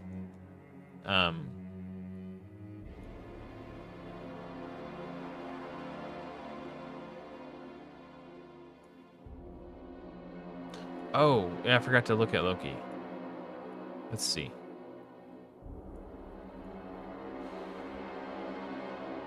Mist step. Places a Perfect Veil buff on this champion for 2 turns at the start of each round. Also places a Perfect Veil buff on this champion for 1 turn whenever their HP drops below 50%.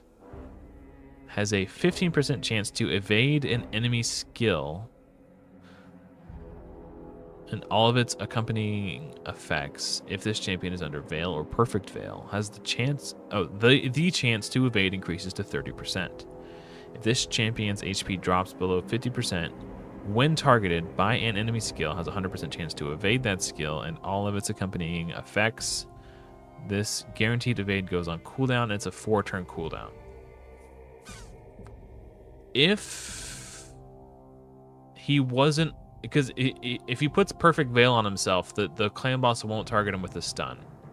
But if he's not under Perfect Veil, I feel like this could work. The problem is, when you get to a point where the stun is going to do enough damage to trigger this, the AoEs likely are too. So it's possible that this could end up on cooldown when the stun comes around, but it might work on like 1 or 2 stuns. But as you get deeper into the fight after that, it probably won't work consistently, especially if he puts himself under Veil. But it doesn't say it doesn't work against bosses, so I imagine it would work.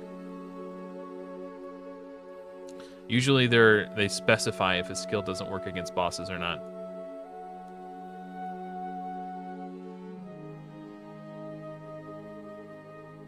Doomstrider, she'll get over it.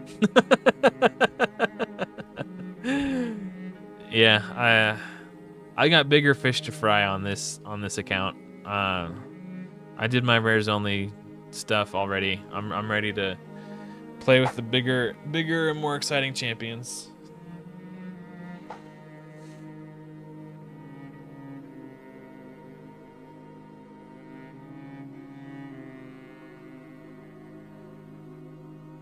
I don't know if I'll be playing on this account long enough to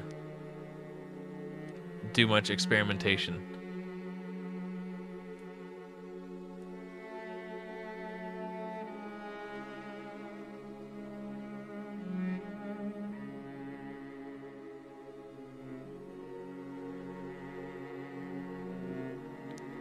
So yeah, back to Guardian for a moment. Like, I was like, that team that I showed, that was like the difference between a 1 key and a 2 key.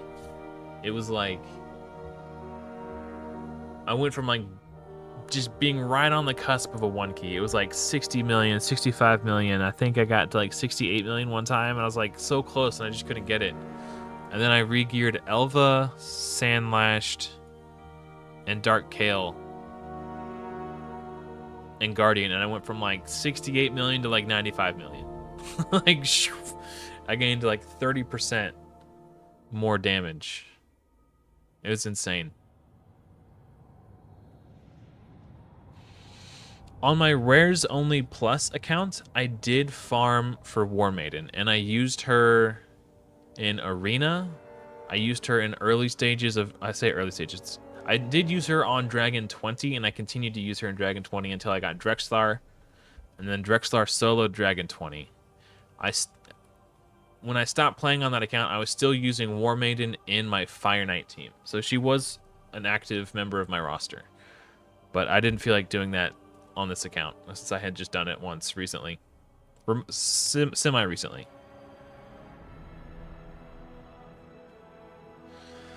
In terms of the shards, I wanted to wait for a ×2 for my Ancients, so I saved them.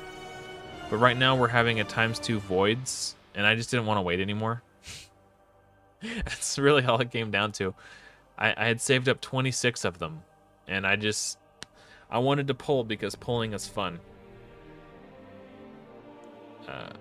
And if I think when I started this account, a ×2 Ancients had just ended, so it likely could have been another 4 weeks before I got a ×2, and I didn't want to wait that long. Strategically speaking, it's always best to wait for a ×2. But sometimes playing perfectly isn't as much fun.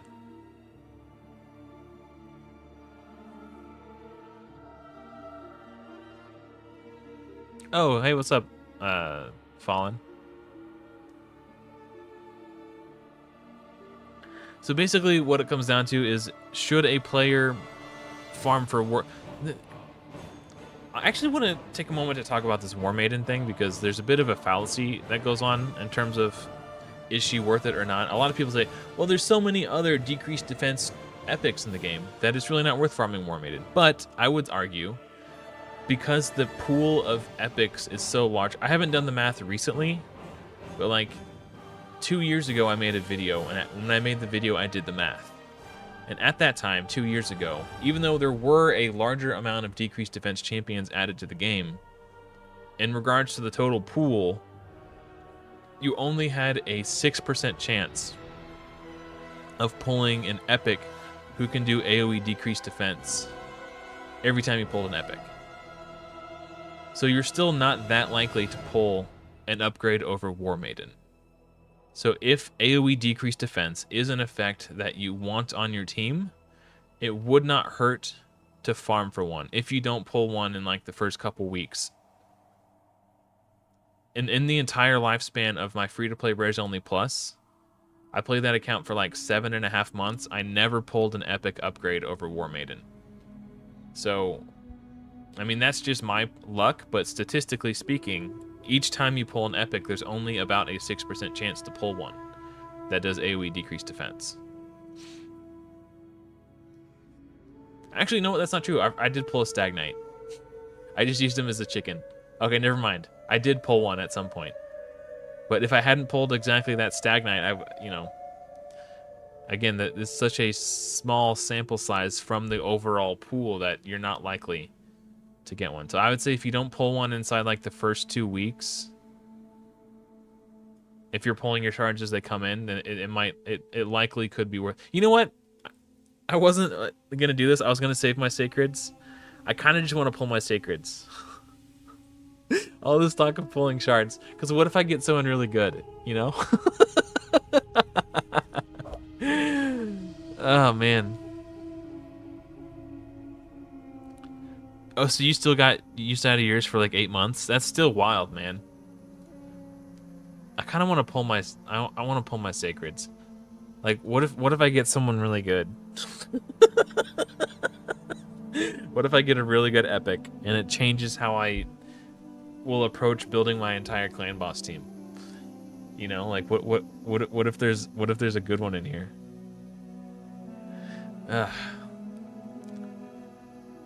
Okay, actually, before I do this, let me upgrade my Elhain's necklace. Well, yeah.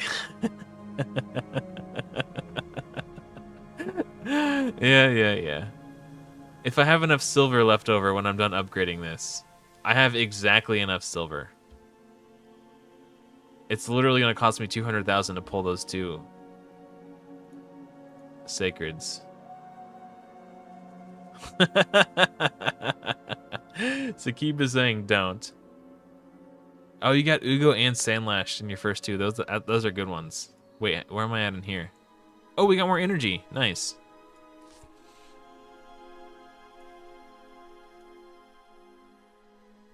Oh, boo. Boo. Clearly that's exactly what I wanted, right? I want to do it, man. I've been jonesing. I'm itching to pull these shards. I've held off for like 2 weeks. He's actually not bad. He'll be good in Faction Wars. Oh, God.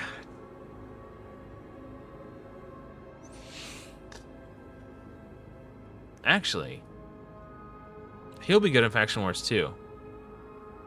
Because when he dies, he revives and then becomes unkillable for a turn. Okay, I mean, do I regret it? Yes. It's fine. It was fun. Wait, I'm in first place? Hold up. Dude, I might get some mythical Relentless gear. I gotta start cracking my mystery shards so I could maintain first place. Wouldn't that be wild, getting some mythical Relentless?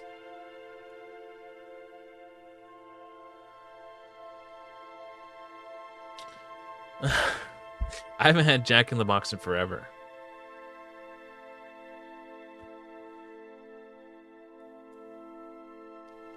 I think there's not a ton near where I'm from in Missouri, but like on the other side of the Missouri-Kansas border, there's I think Jack in the Box is a little bit more popular on the Kansas side. And there's a like an outdoor mall called Legends, and there's a Jack in the Box by Legends, but I haven't been out there in forever. But that was the last time I had Jack in the Box. Yeah, I'll get some use out of Bushi, I'm sure. It's not what I was hoping for. I was really hoping for, like, I don't even know. Like, if I could have snatched an Elva Autumnborn or something, like, that would have completely changed the way I was going to approach my clan boss team. I'd have to build an entirely new speed tune. There is... there is something I could have done, or people could do. Is they can start an account, quit for 3 months, and then come back and get the revival quests.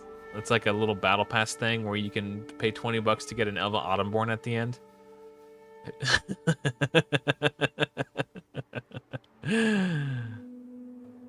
Yeah, we have Hardee's here, not Carl's Jr. We have Hardee's and Arby's.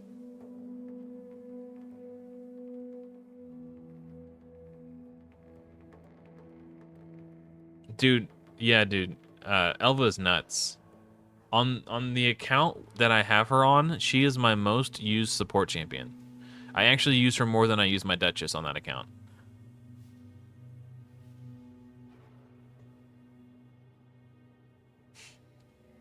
Yeah. Not only please come back, but please come back and then give us money.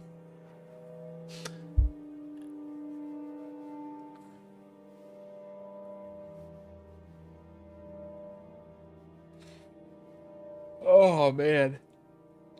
One of the worst parts about playing on an early game account and trying to live stream is the resources are so limited.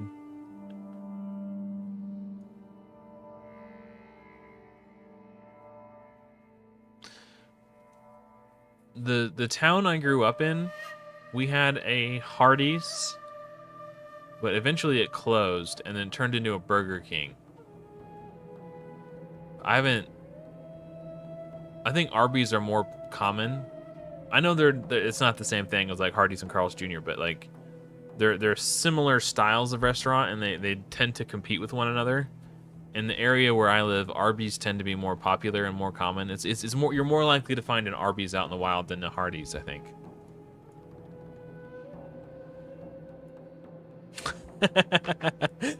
Yeah, man, my sacreds were a bust. It's time to start a new account. I could do that.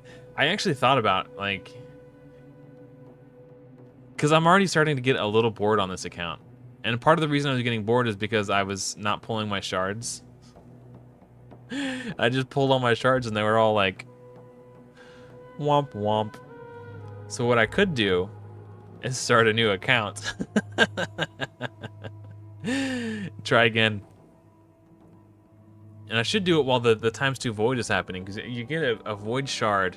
Actually, you do get a void shard from clearing 3-starring normal. You get one for beating it, and then you get one for 3-starring it, right?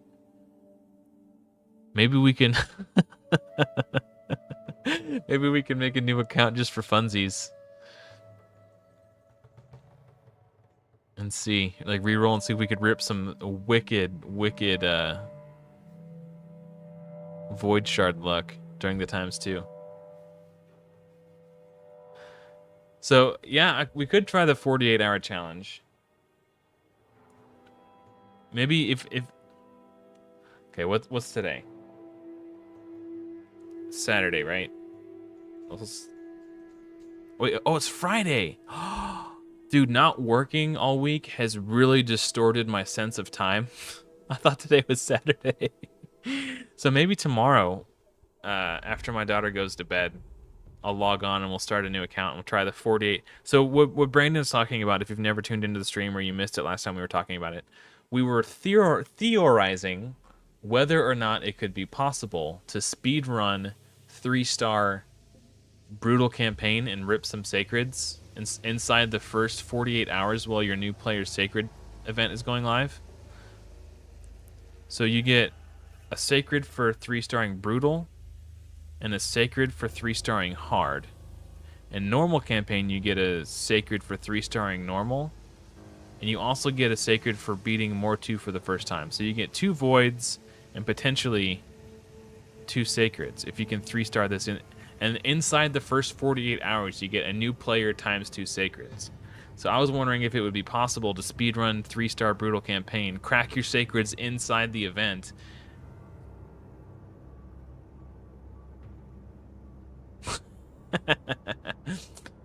Pigeon, are you using the starter link codes?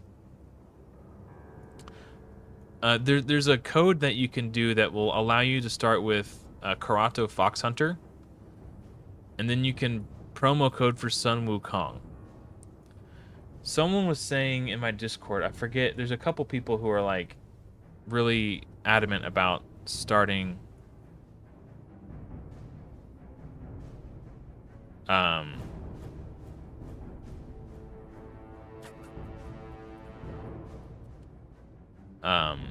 new accounts. So I've got in my Discord a link to the starter codes. So if, hold on, let me zoom in on this. If you start a new, I can't post this link in chat because it exceeds the character limit. But if you come to my Discord, there's a link to that in the description of this live stream. If you come to my Discord, go to promo codes. Go to promo codes. It's right here under Raid Shadow Legends. Click this link. And then where it says package 40, you could edit that number. And right here it says package again. Package 44. So you edit these numbers to correspond with these numbers on the list, and you can pick your starting champions. So you could start with Karato Fox Hunter, Elenarl, and then promo code for Sun Wukong if you wanted to. But someone was saying Tagore plus Karato was like the nuts in terms of like trying to 3-star campaign. Like a speedrun, speed start. 3-star speedrun campaign. Vergis is really good too. Apothecary, Vogoth, Coffin Smasher, Frozen Banshee. Yeah, that's not bad. Yeah, you get the decreased attack, the poisons, the heals. This might be a slightly controversial opinion, but I am firmly of the belief that Haikatun is a much better champion than Apothecary, and I will die on that hill.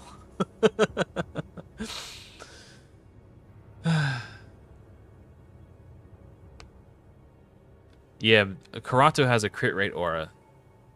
Someone was saying it would probably be best to do it when the Loki event ends, so you can start with the lifesteal gear. Because trying to farm 2 sets of lifesteal gear for Karato and Wukong was kind of taxing. Yeah, Brandon started with Ugo and Wukong. He's been having some great progress. So there's 2 schools of thought. Tagore can revive if your damage dealers die, but Vergis can prevent your damage dealers from dying. So it depends on which direction you want to go.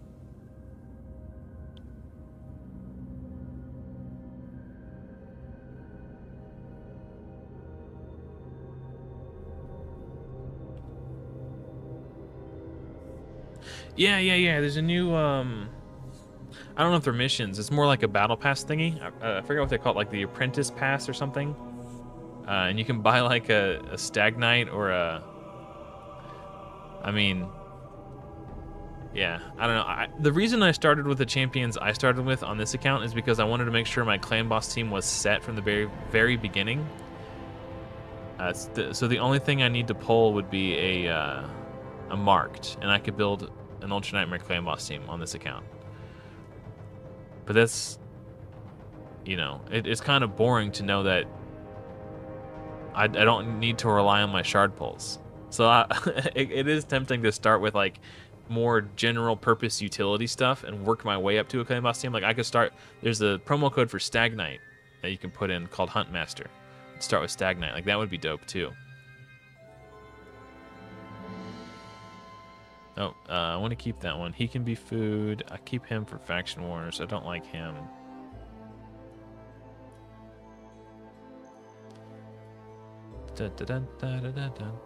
She's good, but she's, you know, she'll be coming out of my ass. I don't actually do that. I'll keep one of her just in case. Hey, what's up, Fox Mode? Yeah, I'm not hashtag no dime lifetime. I'm not paying money. What do you guys think? I'm feeling a little exhausted right now. I don't know if I'm mentally up to the task of starting a new account and trying to speed run it. If I'm feeling up to it tomorrow, we could try that. Yeah, Vergis, the fact that Vergis can solo Scarab King in particular, he's one of the hardest, he's probably like the biggest gatekeep in Doom Tower early on. Like he's probably the first boss that you encounter where if you don't have one of those very specific champions who can solo him and the capacity to build them for a solo, you really do kind of have to build a very specific team to counter that boss. And it's very difficult to find the champions to do that on a new account. So yeah, having the capacity to beat Scarab King early with a Vergis is a really nice quality of life. Hey, nice. Shield Guard is sick, man. And one thing that I did on this account that if I were to start again that I would not do is I spent a lot of time focusing my Arbiter missions early just because I kind of wanted to I've never really done that on an account before. But then after like 5 days or so, I got to a point where it was asking me to have 3 champions at level 50 or something like that, or 4 champions at level 50. And that was at a point where I was ready to like 6-star my Elhain, so I was like, no, I'm not doing that.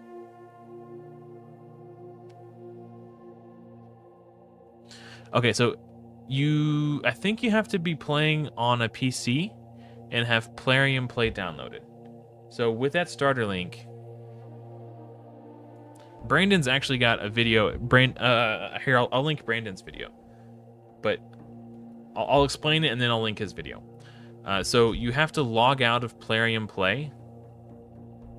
So you come down here, click this, and then log out. So right here, rather than the name of your account, it'll say log in. Once you're logged out of Plarium Play, you click that link, edit the package numbers that you see here to get your desired champions, and then you click download. And when you download the game, it starts you off on the right foot.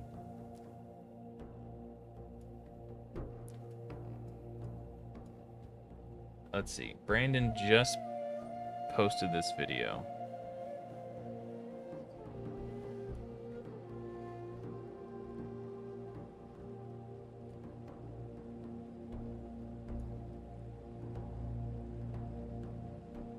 Most OP. Okay, this is the one. Are you new to Share, copy. Okay, so this video right here, Brandon kind of walks you through on how to do that.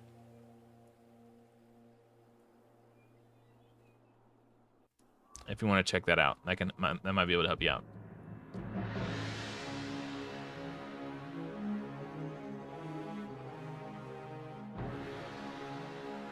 I wonder, because when you're playing on your phone, you can log out too. Like you can switch account or you can log out. I wonder if you can just log out and do it from your phone too. I don't know.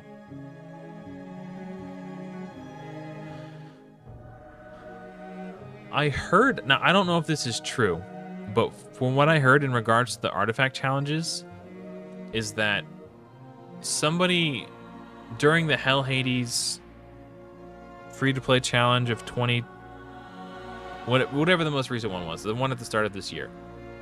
I heard that somebody focused these really hard, really early on, and got a ton of energy out of here, and they were able to 6-star their Kale on day 1. I think it's the next. I think that's what I heard. I don't know if that's true. I cannot confirm or deny these allegations, but it made me curious about it personally. But I mean, there's a legendary book right here. That's pretty dope. You get shards for doing these. You get books. I'm only on 1 of 10. There's the epic book. I think there's shards in here too. Like, that's another nice source of shards. Oh, you need to factory reset your phone. Okay. Yeah, I'm not interested in that. Oh, it was Billups? Okay. I don't know the name of the player. I just read that somebody said it, that someone had done it. So it looks like it seems to be confirmed by official Satox. That's cool. That would be really impressive. A really impressive feat. But I'm less interested in doing that and more interested in seeing if I can 3-star Brutal in the first 48 hours.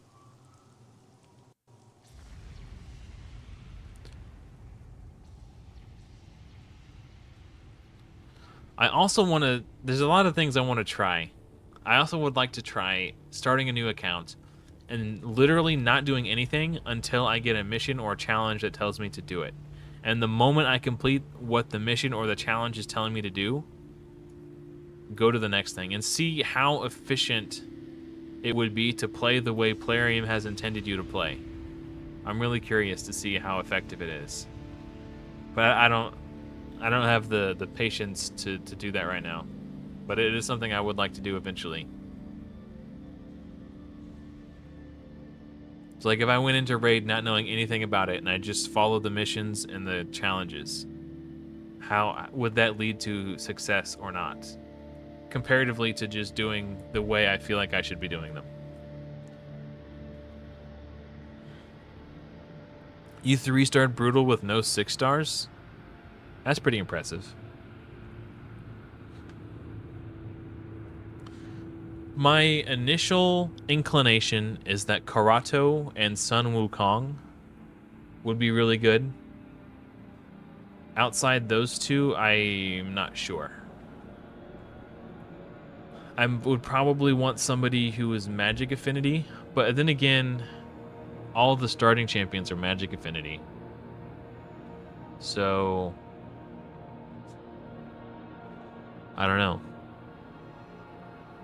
Probably, maybe a Reviver. It works until the Potion Keep missions. Okay, that's kind of annoying that they do it that way. Potion Keep missions are easily the most annoying missions.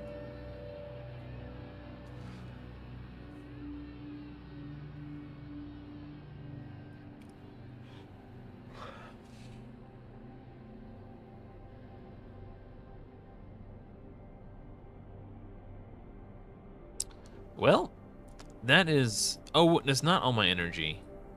I still have my arena refill.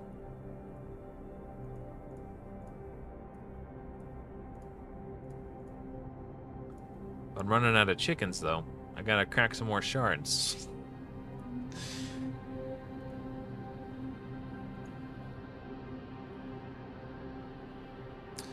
Yes, in theory, one could pay gems to open the potion keeps.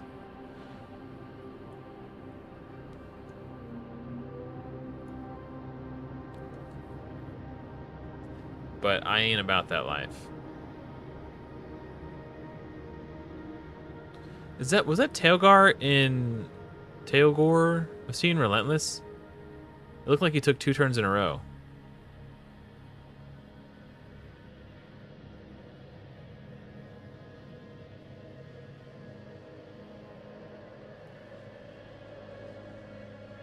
That's pretty cool, Josh.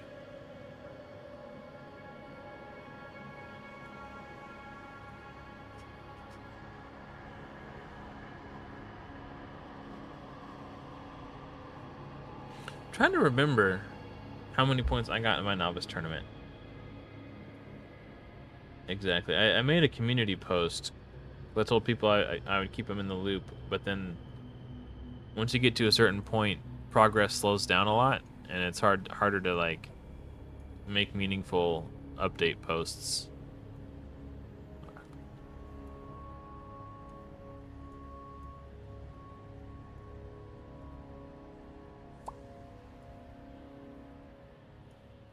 This is my last refill. Let's see. Maybe I'll start leveling some Faction Wars champions. I don't need Sacred Order really, because I already have Mordecai. I don't have Knight Revs yet, so this will be good.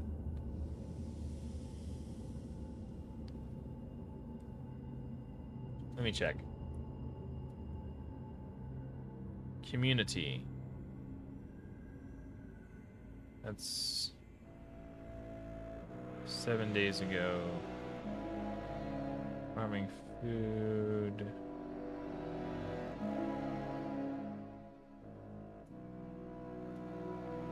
I got 5,800 points in my novice tournament.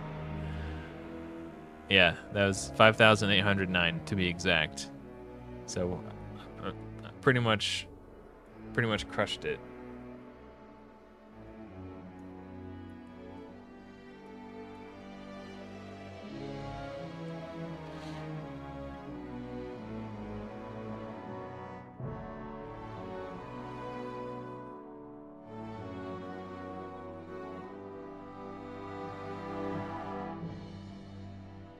Oh, I see, Richard. Thank you.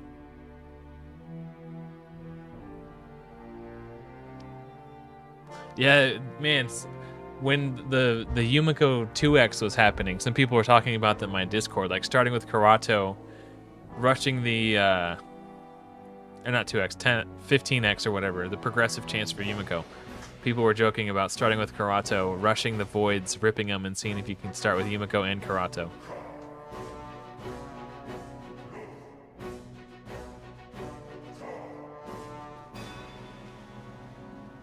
That's pretty cool, Sakib. Nice. Nice tech. Yeah, I think starting with Karato and having the crit aura.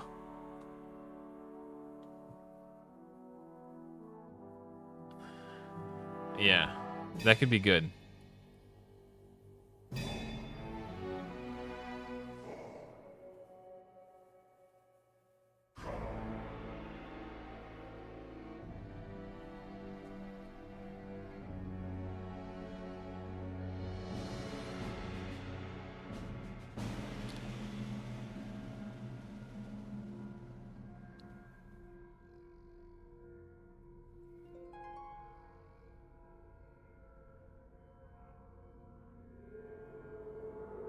I wouldn't say usually you pull a Lego in the first 5. I don't think I've ever. I'm not like a chronic account creator, but I've probably made, I don't know, 6 or 7 accounts over the years, and of those, there's only been one account where I pulled a legendary inside the first week.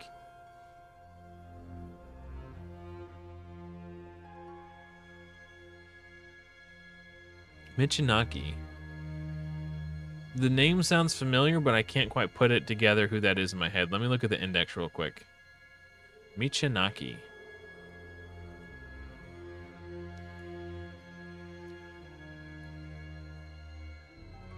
Is that a...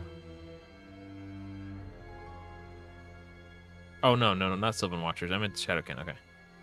Oh, Michinaki! Oh, dude, he's really good. He's a really, really, really strong damage dealer. Anytime you have a champion who can place HP burn, that's going to be really good for boss damage. He does decreased defense and decreased attack. That's pretty dope. Hex is really, really powerful in Hydra. But then whenever an ally attacks an enemy under Hex, this champion has a 50% chance to team up and join in on the attack. So he does an AoE hex, right? Attacks all enemies 2 times. The first hit removes all buffs from each target. The second hit places hex. So now all enemies are under hex. So then whenever someone else on your team attacks an enemy while they're under hex, he has a chance to join in on the attack and place HP burn. So he's like effectively an HP burn champion.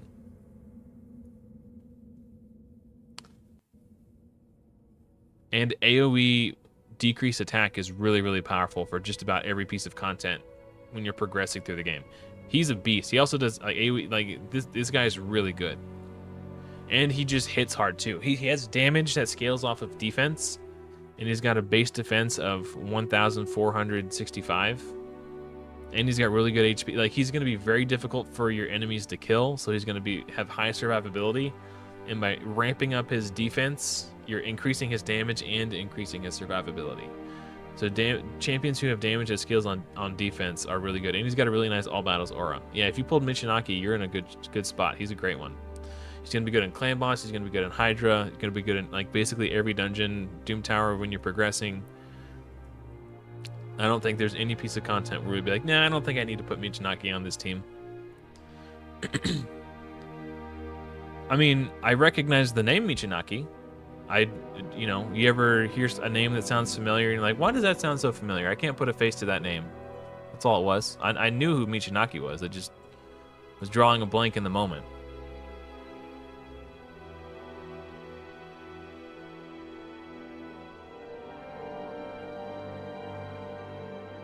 Also, I've never owned Michinaki, which means I've never played with Michinaki. So naturally, I would be less familiar with Michinaki. I don't see why it's that big of a deal.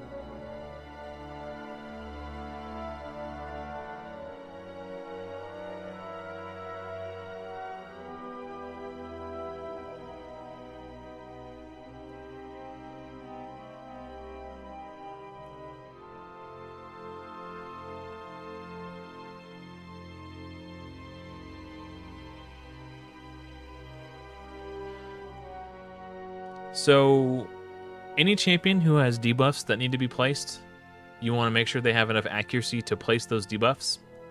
So as you're coming, yeah, pretty much what Richard said, but the number one priority is to making sure he has enough accuracy to do his job. So for most content, until you get to like hard mode dungeons and Doom Tower hard, you want to aim for like 200 accuracy.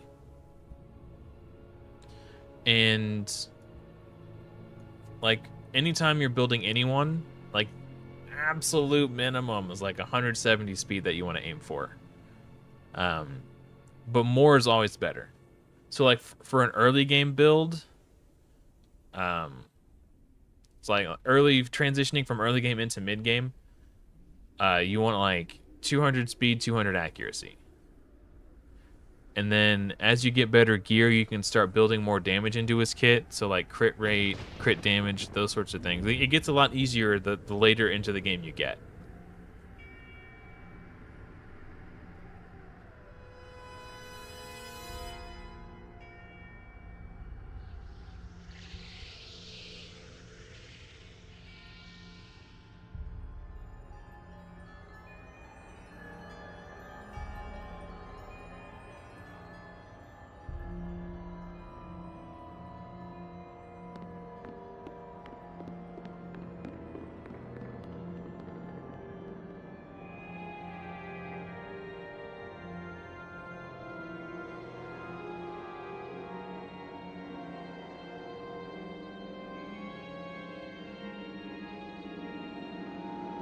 Well, should you replace your Geo? That's really hard to say. And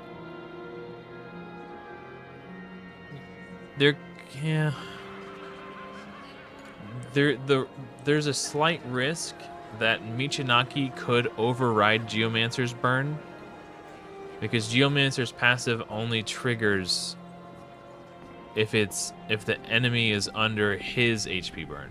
So if Michinaki attacks and overrides the Geomancer burn, it could act as a anti-synergy. Hey, what's up, Vanner? So that would be something you'd have to worry about and be careful of.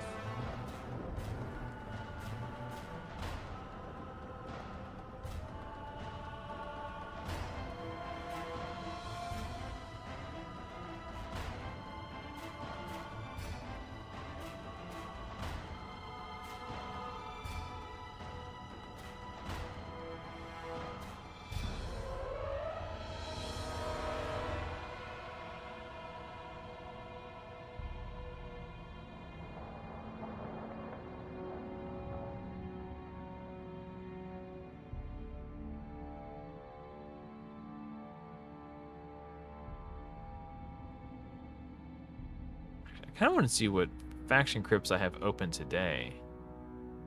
Oh, nice Rev. I wonder if she could do this naked, or he can do this naked. Oh, I got him too. All right, let's give this a try.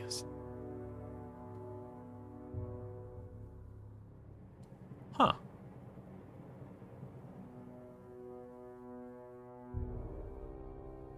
Does he have a passive like Vogoth?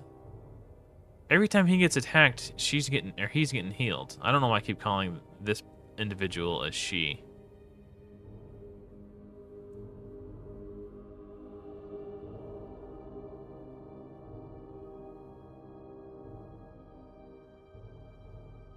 Dude, that attack animation is sick.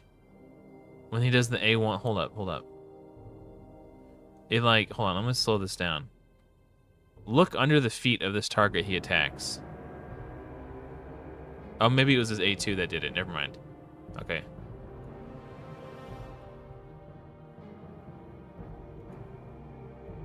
Still got 2 turns on it. It's like these demonic runes spawned under his target.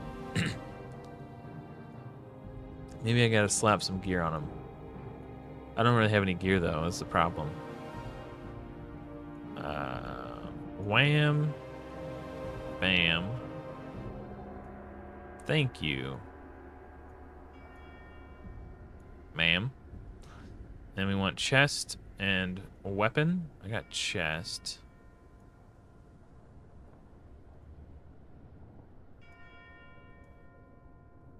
Huh. Oh. Oh. A little bit of HP. Okay. Let's see if that does it now. Yeah, no, thanks. Thanks a lot for that.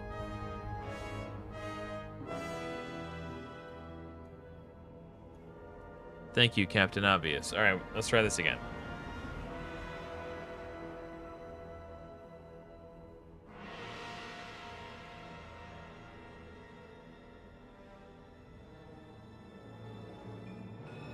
I'll have to look at his passive. I forgot to check it out.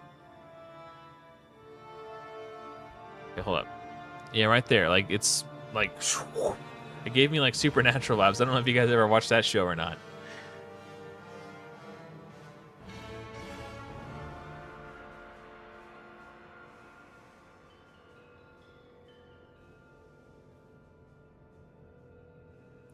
Oh, Ninja by a lot. The difficulty with Ninja, though, is because he does a self-turn meter boost on his primary skill, he can be very difficult to speed tune into a clan boss team. If you're super early game, don't worry about speed tuning. But like once you're ready to like push up into Nightmare and Ultra Nightmare, eventually you will want a team which is speed tuned. And what speed tuning does is it allows you to time when you place like certain buffs and debuffs to maximize your team's overall potential. So like if you make it so that your ally protect champion is going last in the team order, and then your buff extender is going first in the team order, when you place ally protection and then your buff extender extends it, it will ensure that everyone on your team has full coverage of ally protection for every clan boss attack. So that's kind of what speed tuning is. It's taking a champion's speed into consideration such that it affects the team order in a strategic way to help you, like maximize your team's potential. What does his passive do? Whenever this champion is attacked, heals all allies except this champion by 20%. Okay, so it's Vogoth actually heals himself a little bit too. So Burgoth and Vogoth.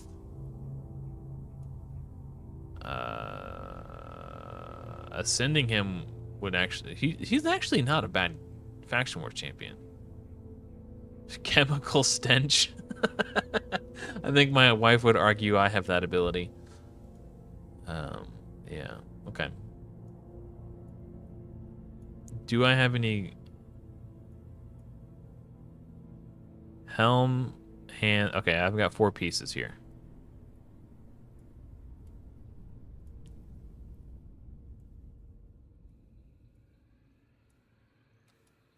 They're not good pieces, but they're pieces.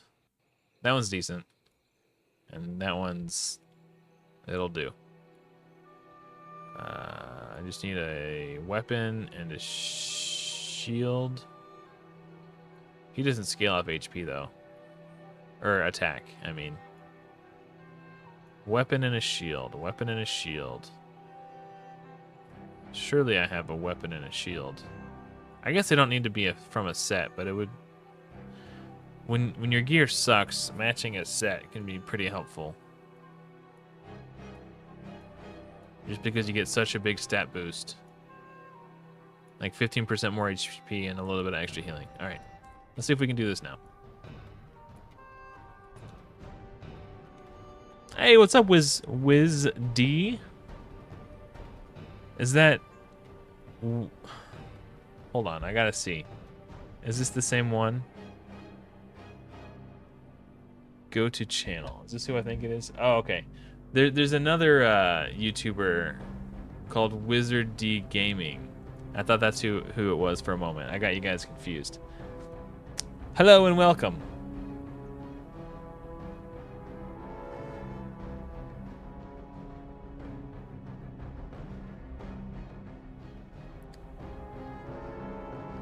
Okay, I spaced out from chat for a second. What did you learn from the Pizza Boy?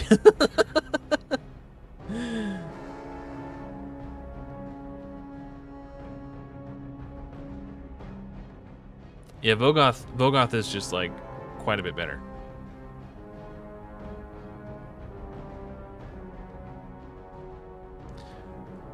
Wiz, if you're having that trouble, it's possible that they patched in some new information, or I don't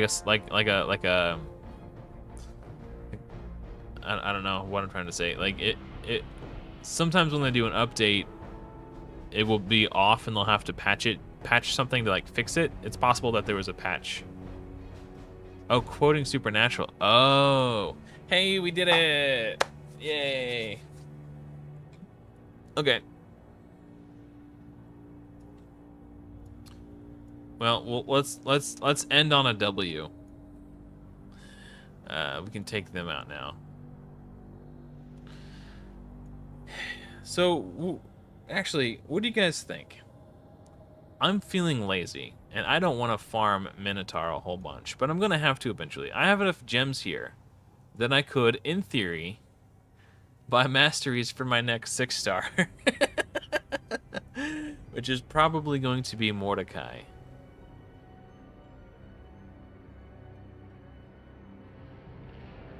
Well, actually, I don't know if I'll need masteries on Mordecai, because his damage goes off of burns. But Vergis is actually going to be on my clan boss team. Oh, he's level 50. I was thinking he was level 40 for some reason. Well, either way, his gear is trash, and he's still like an invincible tank. I guess I don't remember that one. I'll have to watch it again. I'm rewatching Dexter at the moment. Maybe I'll watch Supernatural again after Dexter. Well, I think Mordecai's 6-star because I think him surviving deeper into the fight in Doom Tower is going to help me get to the bosses. Like he's really, really good in the waves. Like he's got a turn meter boost accompanied by a turn meter pushback, as well as bringing increased attack from my Elhain, and so he's just dead. Right, so 6-starring him will give him more stats, which gives him more survivability, which means the utility he offers to this team goes longer.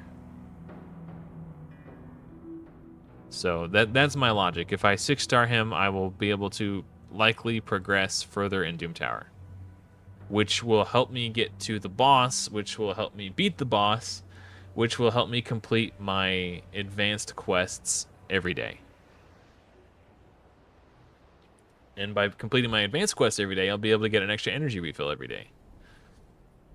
So this is where I got stuck last time. These 2 Romeros were way too tanky, and they were putting way too many heals on themselves. And I wasn't able to... It looks like... I think my Elhain died, and my Vergis was trying to solo the 2 Romeros, and he just didn't do enough damage. That time, Elhain lived. Okay, hey, we're making progress. Oh, man, I really need to rewatch it. It's been so long. Pigeon, that is correct. I am a sparring pit enjoyer, but I don't think I'm going to be investing in the sparring pit because I don't think I'm going to be playing this account for very long. Oh, I'm playing it until Godforge comes out. Until I'm able to play either the Godforge Alpha or the Godforge Beta. So yeah, it doesn't really make sense for me to invest in the sparring pit or the gem mine. So the options are use the gems to keep making chickens to 6-star more champions faster, or buy masteries for Verges probably. The pudding scene. Man, I have no idea what you guys are talking about. I really need to rewatch it. Or maybe you're just making stuff up to confuse me, so I'll go rewatch Supernatural. Oh, let's see if we can do the secret room. Wouldn't it be cool if I just randomly made it to the boss? Yeah, secret rooms. Cool. Dun dun dun dun dun dun dun dun.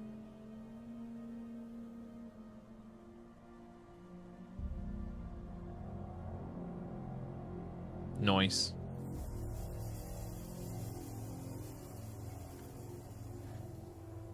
Yeah, it's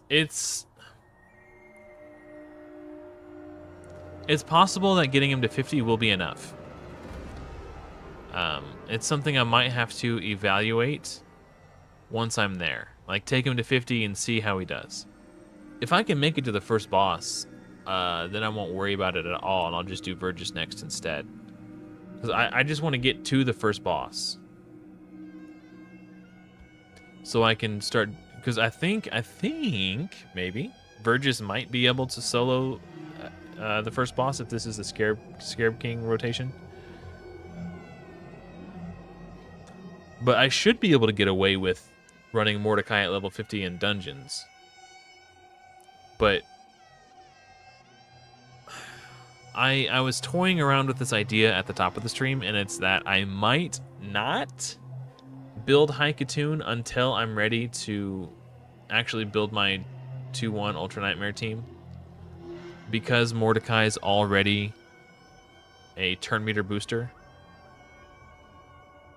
it would create this sort of redundancy amongst my teams that it's not like a bad thing to have multiples of, but Mordecai is doing turn meter boost, increase attack, turn meter pushback, AoE burns. Like he's doing more than just being a really good turn meter champion. He's doing multiple jobs. And while he doesn't place the increase speed, he kind of does like just about everything else. He's like a toolbox champion.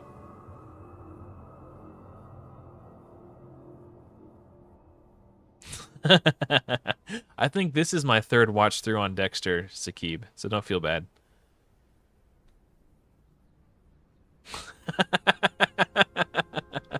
That's funny, Brandon.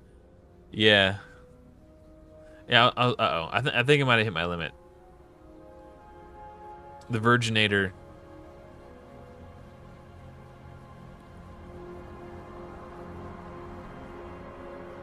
Yeah, alright.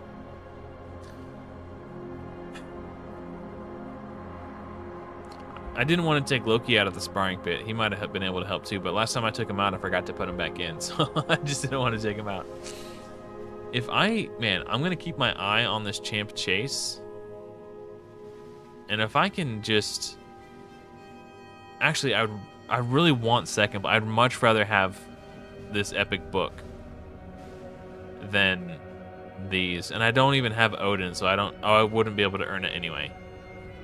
I'm going to monitor this, and if I need to pop mystery shards to secure an epic book, I will. But that's something I'm going to have to keep an eye on this week. Okay, so here's the plan. I don't actually have a plan. Wrong one. Wrong button.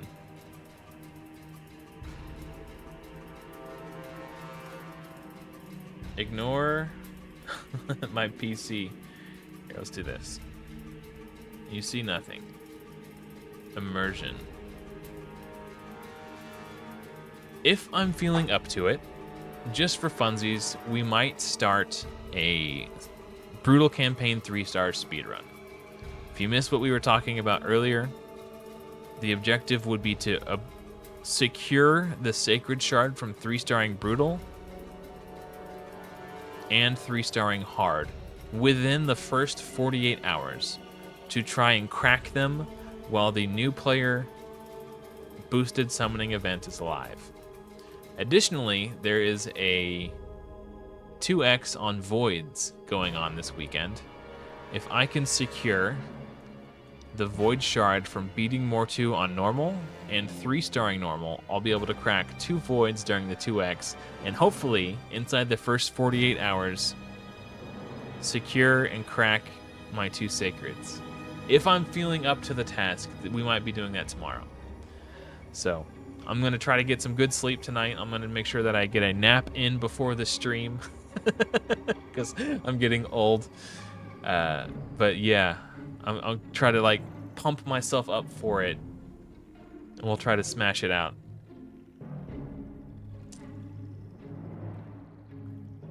It could be, Joshua, that it's because there's already a ×2 Void event happening. That might override the ×2 Sacreds. We'll see. We'll see how it goes. But hypothetically speaking, I just want to see if it's possible. And if it is possible, show people how to do it so they can do it for fun and see if they want to do it. It might be just a fun thing to do. So we'll see how I'm feeling. If not, I guess I won't. I don't know. I'll either, playing it by ear. So potentially, fingers crossed, I'm feeling up for tomorrow and we'll have a bit of fun. Anyway, thank you so much for watching. Hopefully, I will see you all in another video soon. But until next time, everyone, happy raiding.